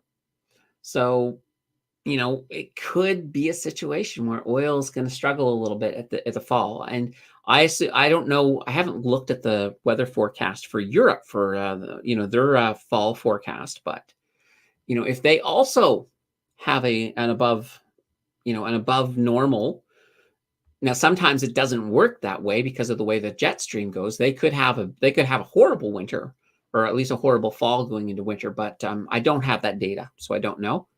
So, yeah, as long as if it's sustainable, the nice thing is you're sitting on these dividends. And keep in mind. Let's go back here. Whoops, not here, but over here. So keep in mind one thing, and this is kind of an important thing when you're looking at it. So when you look at a 12.963%, well, let's go all the way up to the 1 year. When they're normally more than twice as much as what they are now, that 12.9% of 13 is closer to it's probably closer to 6. Maybe even a little bit less if they're up to full value, if they're back at their full, what they're capable of. So that's not as, and that's funny because sometimes you'll look at a number like that and you'll be like, okay, that's really high. But when you realize that they are kind of down and it's out of their norm, it's not as high as it looks. Now, mind you, if you buy it at this location, those shares that you bought are always going to receive that amount, that yield. It still works out to 38.5 cents every quarter, but it's just the way that the math works. So this here is certainly making them look like their dividend is really, really high. And that's why it's coming in as sustainable as it is, because they are kind of in a low. Once they turn that around, once they get back up into the 20s, this is not a bad company. This is an opportunity, as yesterday was pointing out. So yeah, absolutely. Andrew says I invested in Parex a few months ago and just noticed how low it is now. I'm glad I bought a super small amount. I may bring my cost down. Yeah, I say that that's not a. I wouldn't say that that's a bad gamble at all. Let's see. They're doing stock buybacks. Board members buying a lot of shares. There you go. When you have, and hey, let's go in. We're going in all the way. All right, Simply Wall Street, PXT. Here we go. We're gonna go down here to, all right, view report. There we go. So here are some of the insider transactions. You know, isn't that great how I came straight to it? But look at this, September 22nd. Yeah, so this person here bought, how much did they buy? 830 shares. This guy, and these are all people who work there, 3,000 shares, 10,000 shares, 5,000 shares. We're only looking at September, 7,200 shares, 1,000 shares, 76, 73 shares, 7,500 shares. Is there more? Yeah, there's even more. 13,100 shares, 700 shares. So this here, and this is just September. So there is a lot of insider buying here, definitely. Now here's your insider trading volume. So in the last 0 to 3 months, 66,187 shares were bought. This is cool. This is very cool. Now, you can say that, but this is kind of interesting here too. In the 3 to 6 months before that, 220,000 shares were sold. So that's interesting in itself too. So this could sort of be them rebounding a little bit from that. But it might be that some of these insiders were like, the oil industry is going to take us down quite a bit. Let's sell out. Maybe these are some of the same people buying back. So, but for the most part, usually it looks like they're having more buyers than sellers, other than that big aberration right there. Yeah, and that was by, let's see, two people. Two people did that. So definitely interesting. Definitely interesting here. Yeah, I don't see anything else in here that's going to be useful in that. But I do like what's happening recently. That makes me just go a little bit but I think the fundamentals are fine. I think it's probably a safe bet. I like it. I do like it. Let's see. Andrew says, I don't think BNS will for quite a few months. It will be 2 years from the last. Yeah, and that's the thing. I think we're at the point now that they don't care about remaining as a dividend aristocrat, and it's like they'll do it when they do it. I still would love to see it, but right now, I'm happy with the dividend that they're having, especially if they're putting on the growth that they're having now. That's fantastic. I'm okay with that. Check out DRN. All right, I can do that. DRN.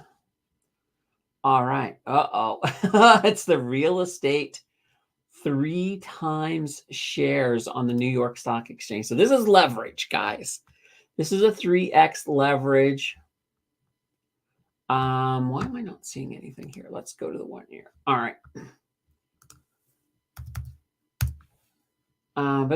It's because I need to go to this one here. There we go.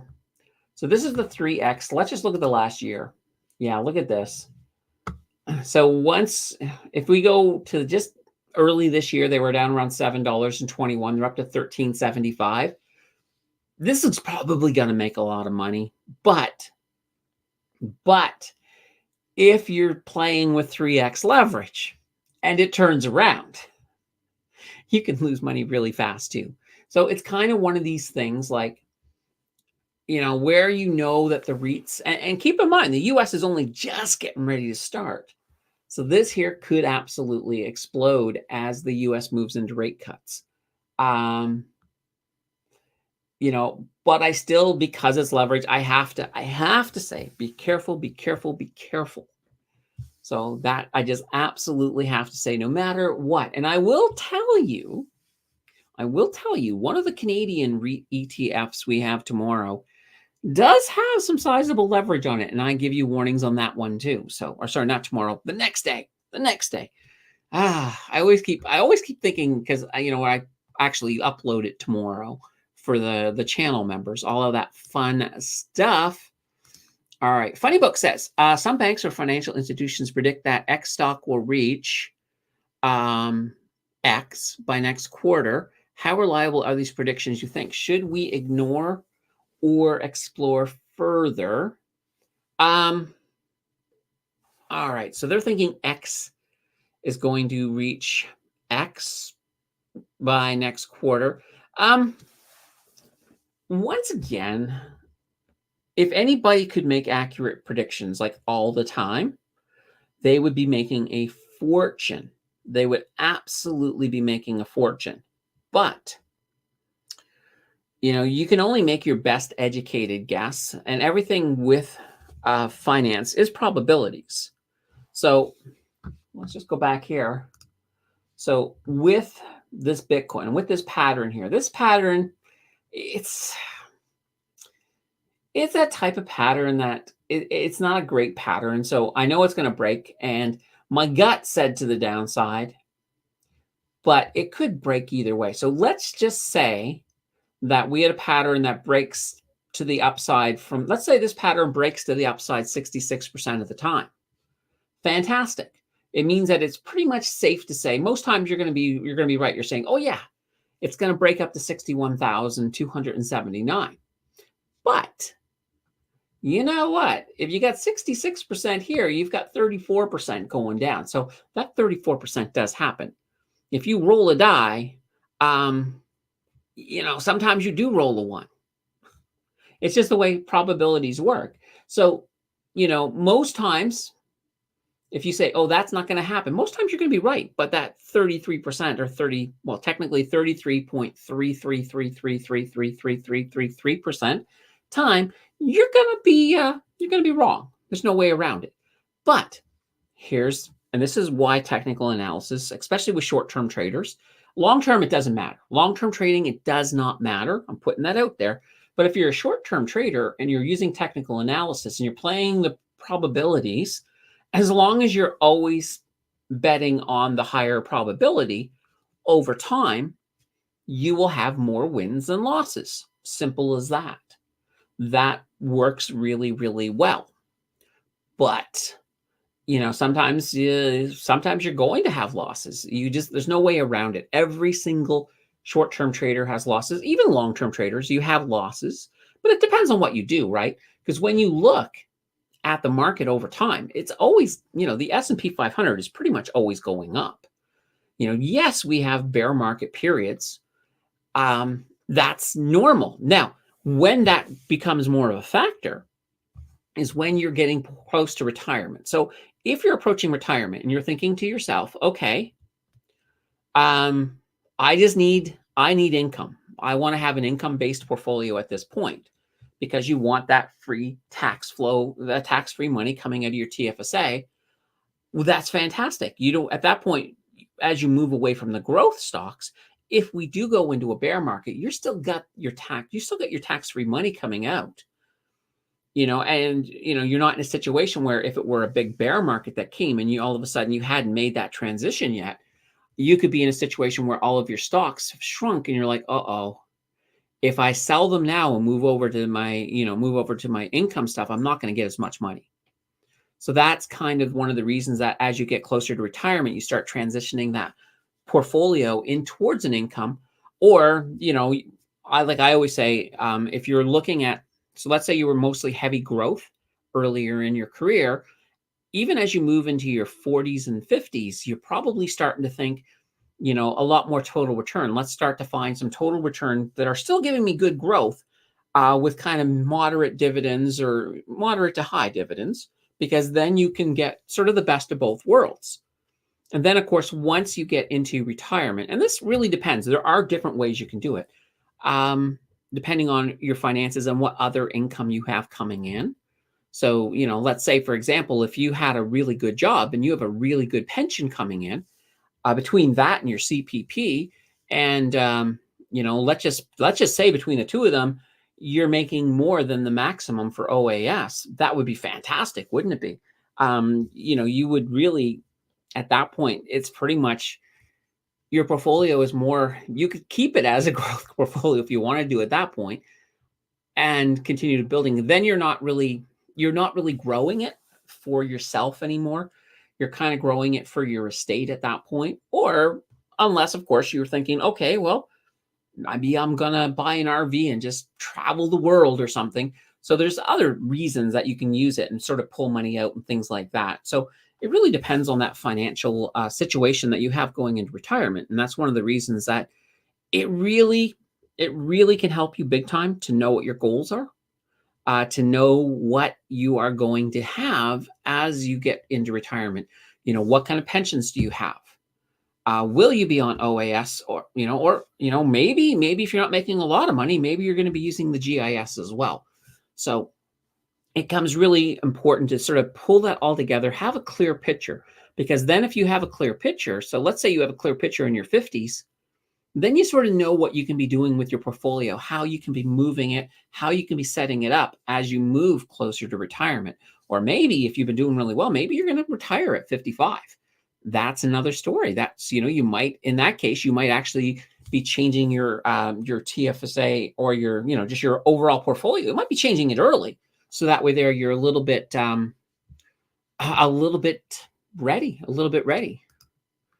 All right. I think we just covered DRN. Price targets. Oh, yes. Well, that's a thing too. And here's a funny thing. So, funny thing from Funny Books. That's hilarious. Let's go back here for a second. Oh, there's the thing. So, we're gonna go to Air. We'll go to Air Canada again. Why not? Because it's just a good example of this. All right. I'll bring up the full 10-year. Let's just do it. So here is that 10-year of Air Canada. So as we've been talking before, this area in here, so the $20 area tends to be their new high. So 20 all the way up to about 25, that tends to be their good zone right now. And then occasionally they fall below it.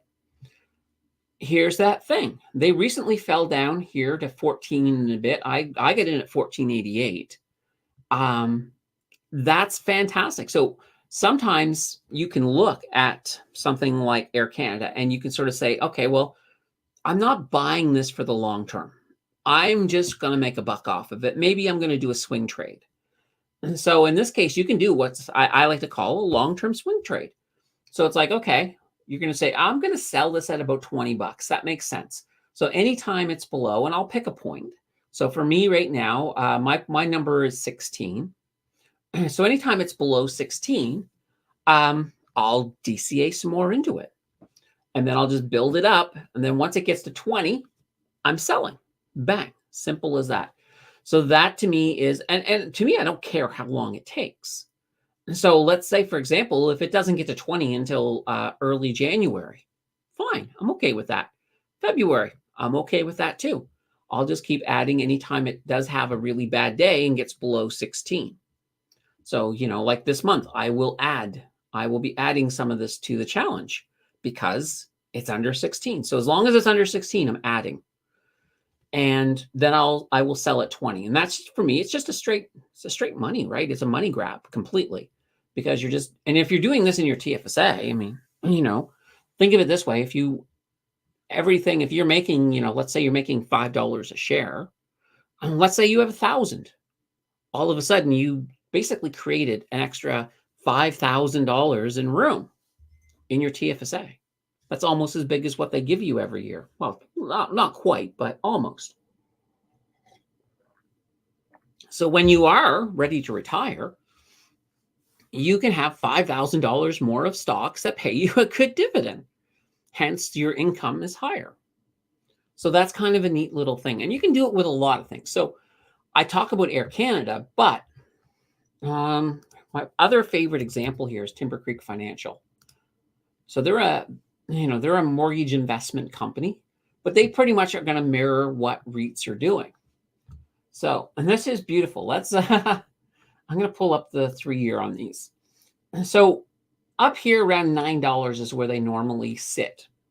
Then we had a bear market, interest rate cuts, and they've been climbing back up. So, you can sort of see, I mean, if you bought down here at $6, they're heading back up. So for me, once I get above 9, I'm going to be thinking, like, it depends though too. If the interest rates are still cutting at that point when they get to 9, I'll probably put them on a watch list. So I'll be watching them if they keep climbing. And even if they get all the way up to 950, holy banana bread, I'll probably sell once they get to that. If they get to that top, I probably will sell. And I may miss, maybe they'll go up to 10 and I'll miss on some of that, but I'm okay with that. That's kind of the whole idea, once again, of price targets. And, that's what I'm doing with this one. I'm also doing the same thing with Ryokan. And of course, believe it or not, I'm doing it with RMAX too. Let's pull RMAX up. Whoops. All right, we'll try that again. RMAX. There we go. So here's RMAX. And this time we're not going to go far. We're just going to do the 6 months because what can you say? What can you say? So they launched at $16. Well, technically, $16.02. And look at this. They have been going up and up and up. So from June, so basically the end of June, so we're basically not even 3 months yet. We're just shy of 3 months, and they're at 1885. So you're thinking, okay, that's a good amount of growth. But look at this. They got a distribution of 8.626%. So when we look at that, they've already started pumping out 2 dividends. So one dividend of 13.5 cents per share. Their next dividend, 13.6 cents per share. So you're getting these nice dividends. You're getting insane growth. But, and this is where the big but comes in. And we'll go back here. This company is holding REITs. It's holding 50% Canadian, 50% American. So right now, it is the time of the REIT. That means this ETF is going to continue exploding. It's going to continue going up. You're going to have nice dividends and movement. So when is it going to stop? Well, when the rate cut cycle is finished. Now, if you remember in the news, we have that CIBC. They were predicting it would be done in June. So maybe this is maybe we get about a year or slightly less on this to ride it up and make a bunch of money. But I'm going to pay attention. I will be getting out when that, not the second that we have the last rate cut. But I will be paying attention as we get closer to the end. I will be paying attention. If I see any kind of retractment, if I see it starting to retrace or anything like that up at that point, I'll be like, okay, fine. Now I'm going to take these gains. I'll move it to something else, whatever, is doing well in the economy at that time. Once it's finished its run, and it's nice. Now, some people will say, I don't care. I like the dividends. And you're more than welcome to do that. But I always look at it this way. If you take a big amount of money up here, you could always move it into something else, another, some other covered call asset that's doing really well at that time and has a lot of movement to go up and still get your dividends. And then if this starts to retrace, you could always then move back, after, of course, 30 days at least. You could always move back, get it at a lower price at that point. So there's all kinds of things that you can do. It just depends on what your strategy is. Let's see. Parex is based in Colombia, Canadian company. Yeah, there's quite a few oil as well as mining companies. A lot of mining companies are, they're a Canadian company, but their mines are all in like Africa or Australia or I think there's some in Argentina and Peru and things like that as well. Let's see. PXT is one of the very top picks in Trading Central Value Analyzer, along with ALV on the Venture and PRL and GSY. Yeah. No, these all have a lot of potential. No doubt about it. I think I actually held ALV for a bit, but then when I saw that, I kind of saw the writing on the walls for the oil sector. I kind of moved out, but I think it's in my retired list. And let's see. If oil goes down more, I'm buying more ENCL. Yeah, absolutely. Andrew says, if you look at PXT long-term chart, this dip happens often and then comes back up nicely. Yeah, exactly. And we'll pull it up just to sort of show. PXT, here we go. Yeah, because oil tends to be a sector that ebbs and flows. Let's go to the 20. We'll go to the 20-year. Yeah, so you can see overall it has done well, and you can see it's gone down big time. It's come back up. There's a lot of history of that happening. Now this is a big drop for sure, but once again, once that sector turns around, I have imagined that this one, their fundamentals are good, so I imagine they will definitely be good. See, thanks for the analysis, DRN. Pretty nice. PXT does sound interesting. I think I'll keep buying ENCL for the next little while. I'm also buying DFN as my dividends roll in. So DFN, another one of the split core stocks. Let's see. Cheap oil is great for Air Canada. Yeah, absolutely. Absolutely. Prairie says, I'm in the money with TF. Thank you, Candace. Yeah, you're welcome. You're welcome. That's what we're all about. So we're at the 2-hour mark, guys. If you got your last minute questions, drop them in. Doesn't necessarily mean that we're leaving right away, because I've sometimes the last minute questions take us off in other directions. But drop those in. Let's hear what's going on while I enjoy another little sip of my coffee here. Oh, so good. Very, very, very good. Yeah, definitely good. What was I going to say? So yeah, the market and the interest rate thing. So technically, with everything priced in, you should expect smooth sailing up until the 18th. Well, not just until the 18th. You should. You'd think you would. But we are in this point where people start to worry. So there is that possibility this week that before we get to the Fed's interest rate decision, people could get a little panicky. And then, and this is kind of what I've been seeing in the market, we could have an initial red after the announcement, even when they announced 25 basis points, because there are some people who are like, I don't want interest rates going down. It's going to hurt things. It's not, but there are some people who will think that. So we could get a little bit of that, but I think overall, once people settle in afterwards, the rest of the week should be green. I think we'll have a weak green day tomorrow. So, it should be an interesting week. I think overall it should be a good week. I don't think it's going to be that bad. John says, are you bullish on what in particular? As in which sectors, industry? So, okay, well, my number one industry right now that I'm bullish on is, of course, REITs. I am also bullish on utilities, minus AQN. I don't think I'll ever be bullish on Algonquin again. So yeah, those are definitely big ones for sure. I'm also, well, if you think about crypto, I am bullish right now on Bitcoin. I do think we're going to get a new all-time high this year. I'm pretty convinced on that. Now, I'm always willing to admit, if I'm wrong on any of them, it would be crypto, just because it can be a little bit more unpredictable.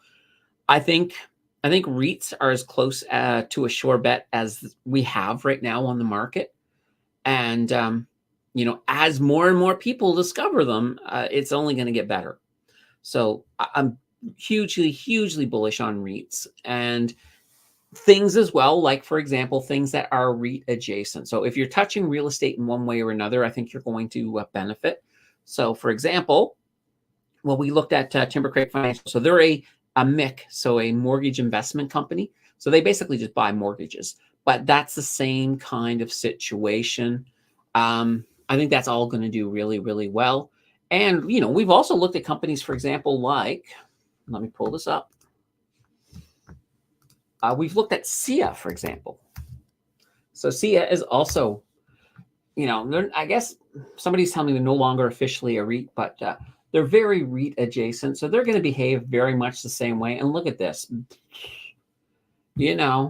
I can taste rocket fuel exhaust right now. I mean, they're doing fantastic. And you're going to see this. I think it's going to be one of these I think it's going to be a unique environment where people who are kind of understanding REITs and understand, it's time to get on them and know when to get off. I think you're going to do fantastic. I think you will. I mean, still do your own due diligence, because, I'm just this bizarre person on the internet who may talk funny and all that fun stuff. But yeah, it's going to be great. I think it's going to be fantastic.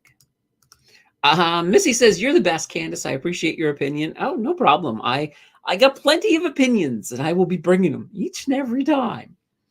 Let's see. When in October does Tiff make the call on the next rate cut? Good question. Good question. I don't know. Let's find out, though, because we have Google. But why do we want to use Google? We're going to bring it back. We're going to bring it back. Here we go. Oh, those are my channel analytics. Oh, it's probably because all right. Oh, you know what? Let's actually go with the O0. All right. When is the next Canada rate cut or rate decision? We'll just go.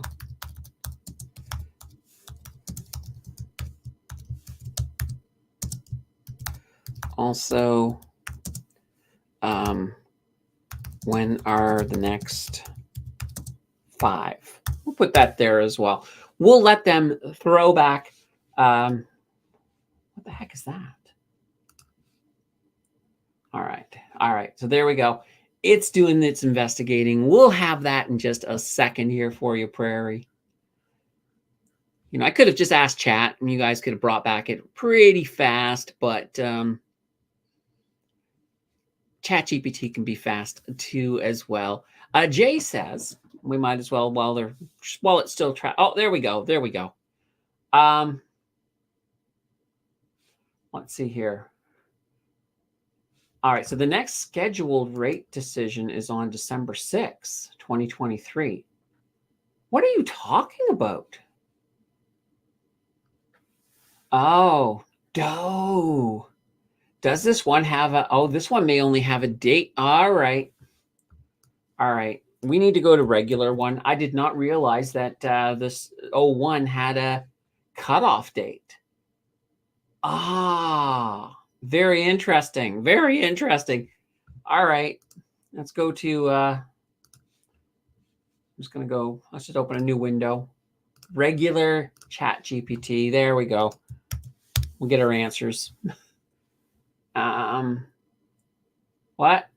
Oh, seriously? All right. All right. Should have just got one of you guys to do it. All right, there we go. We'll know here in a second. Let's see. October 25th is the next one. There we go. Then we have, so that one should be at 25 basis points.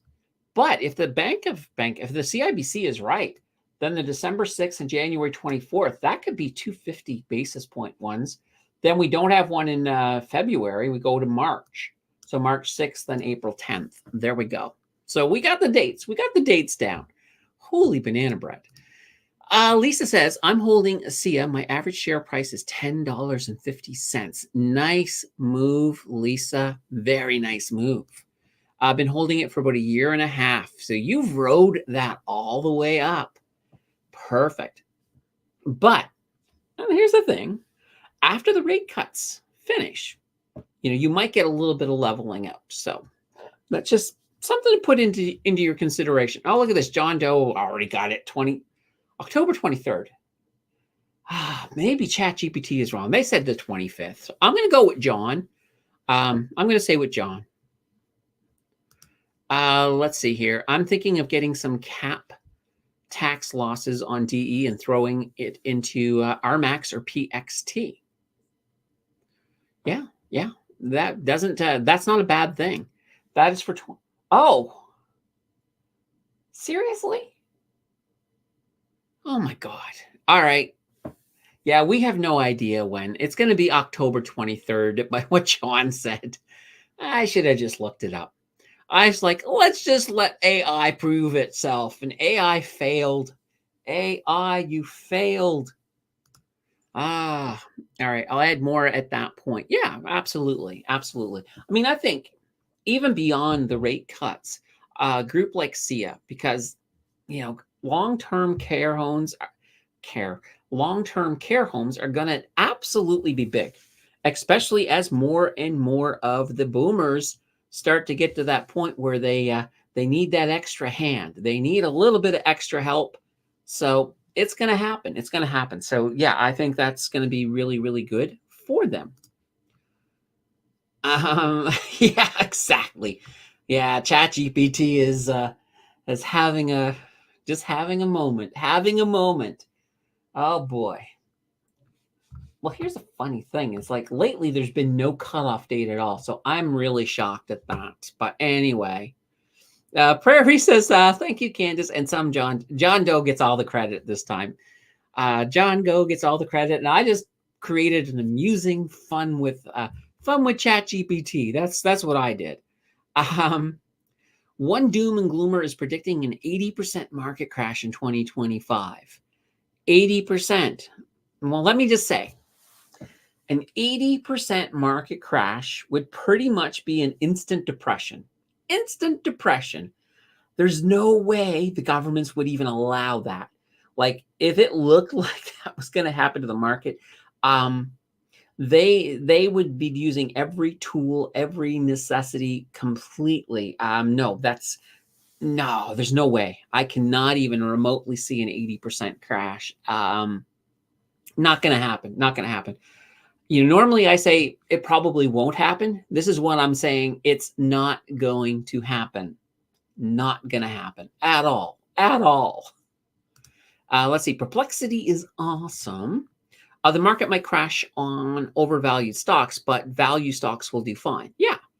Yeah, there's always going to be corrections. Corrections are healthy. I mean, stocks get overvalued, they correct, they start growing again. It's a normal thing. 80% though, if you had an 80% market crash, trust me, we won't have a very good year. None of us would have a very good year. You would have quite literally, the ramifications would be absolutely it's something you might see in a Hollywood movie. I mean, it would be very, very dire, but it's not going to happen. It's not going to happen. And a lot of times, and sometimes I wonder when I'm trolling through YouTube. I don't want to say trolling because I don't troll, but when I'm just strolling through YouTube, I see some of these doom and gloom predictions, and I know right away. I'm looking at it. I'm seeing the fire in the background, and I'm seeing the YouTuber with a face that looks like they just lost their puppy. It's clickbait. That's all it is. And then there's two different types. I go into it, and sometimes they just say, "Oh, somebody said that could happen," and that's why they made that into their thumbnail. But then they go and they get back onto reality. They get back towards reality. Meet Kevin does that a lot.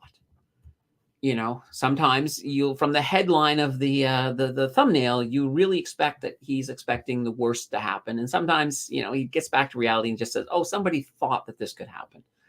But then you get into these ones who kind of like, I'll call them financial preppers.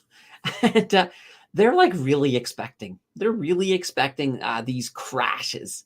And they get to that point where they're like, they truly believe it. They're wrong. They're almost always wrong. Maybe occasionally you get, maybe occasionally you get something right, and that just sort of fires you up. And sometimes I wonder, like, you take some of these people who are wrong every single time. Like, it's like you watch them and it's like, they're wrong. And it's like, how do they have such a fervent following of people? Like, don't people eventually, if you're listening to somebody giving you financial advice or, just financial education, whatever it is, if they're absolutely wrong every single time, why are you coming back? Why? That's what I say. I wouldn't. I would be like, nope, not going to do it. Not going to do it. So I don't know. Unless sometimes I will click on one or two just because I just want to hear their reasoning. So I have a good chuckle at it. And I'm like, oh boy. But then the problem is when I do that, all of a sudden my YouTube feed is filled with a whole bunch of conspiracy stuff. And I'm like, no, no. But it happens. It's that one time you click on something just because you want to hear it. Oh dear. Let's see. 9 says, that is what I'm thinking. They would print before it got close to an 80% crack. Oh, absolutely. Absolutely. I mean, we got governments that, they love to pass the buck. They'll do whatever they can so the disaster doesn't happen on their term, even if it means they're making it worse for somebody else down the road. That's kind of the way politics, unfortunately, that's how it works. We never really pay the dues. We just keep on sweeping it under the rug. It's a very big rug. Prairie says that doom and gloomer must be consulting ChatGPT. I don't think so. ChatGPT is normal. I'm actually really surprised that I got these results here today. That's really weird. I'm going to play with ChatGPT in the week. Maybe bring back a polished version next week. Kramer. Yeah, and Kathy Wood. Although Kathy Wood,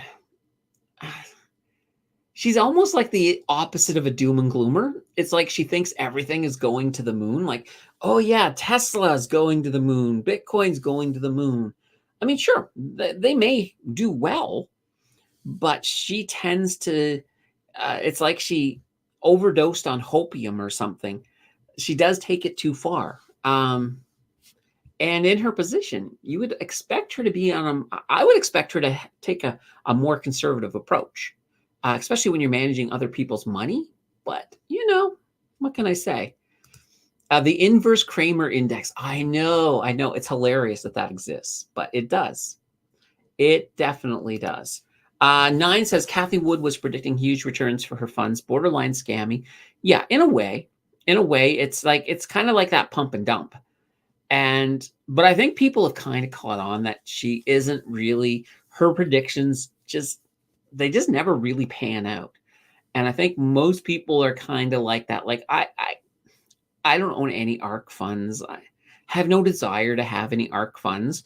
Now there are probably a few of her funds, like more the tech-based ones that, there's potential. There's potential there. But why would I, there's still, I think right now there's better funds out there, whether it be tech or what it is, that I would get involved in. So yeah, no, Kathy Wood, I don't despise her. I know some people absolutely hate her. I just think she's way too optimistic on a lot of the securities, and I understand she's trying to sell her product, but temper it down, Kathy. Temper it down. Or we'll start calling you,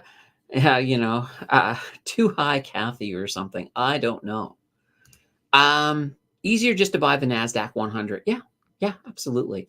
There are really good ETFs out there. Some of the QQQ ones that are perfectly fine if you want some good exposure across the board. So a lot of things that you can certainly do.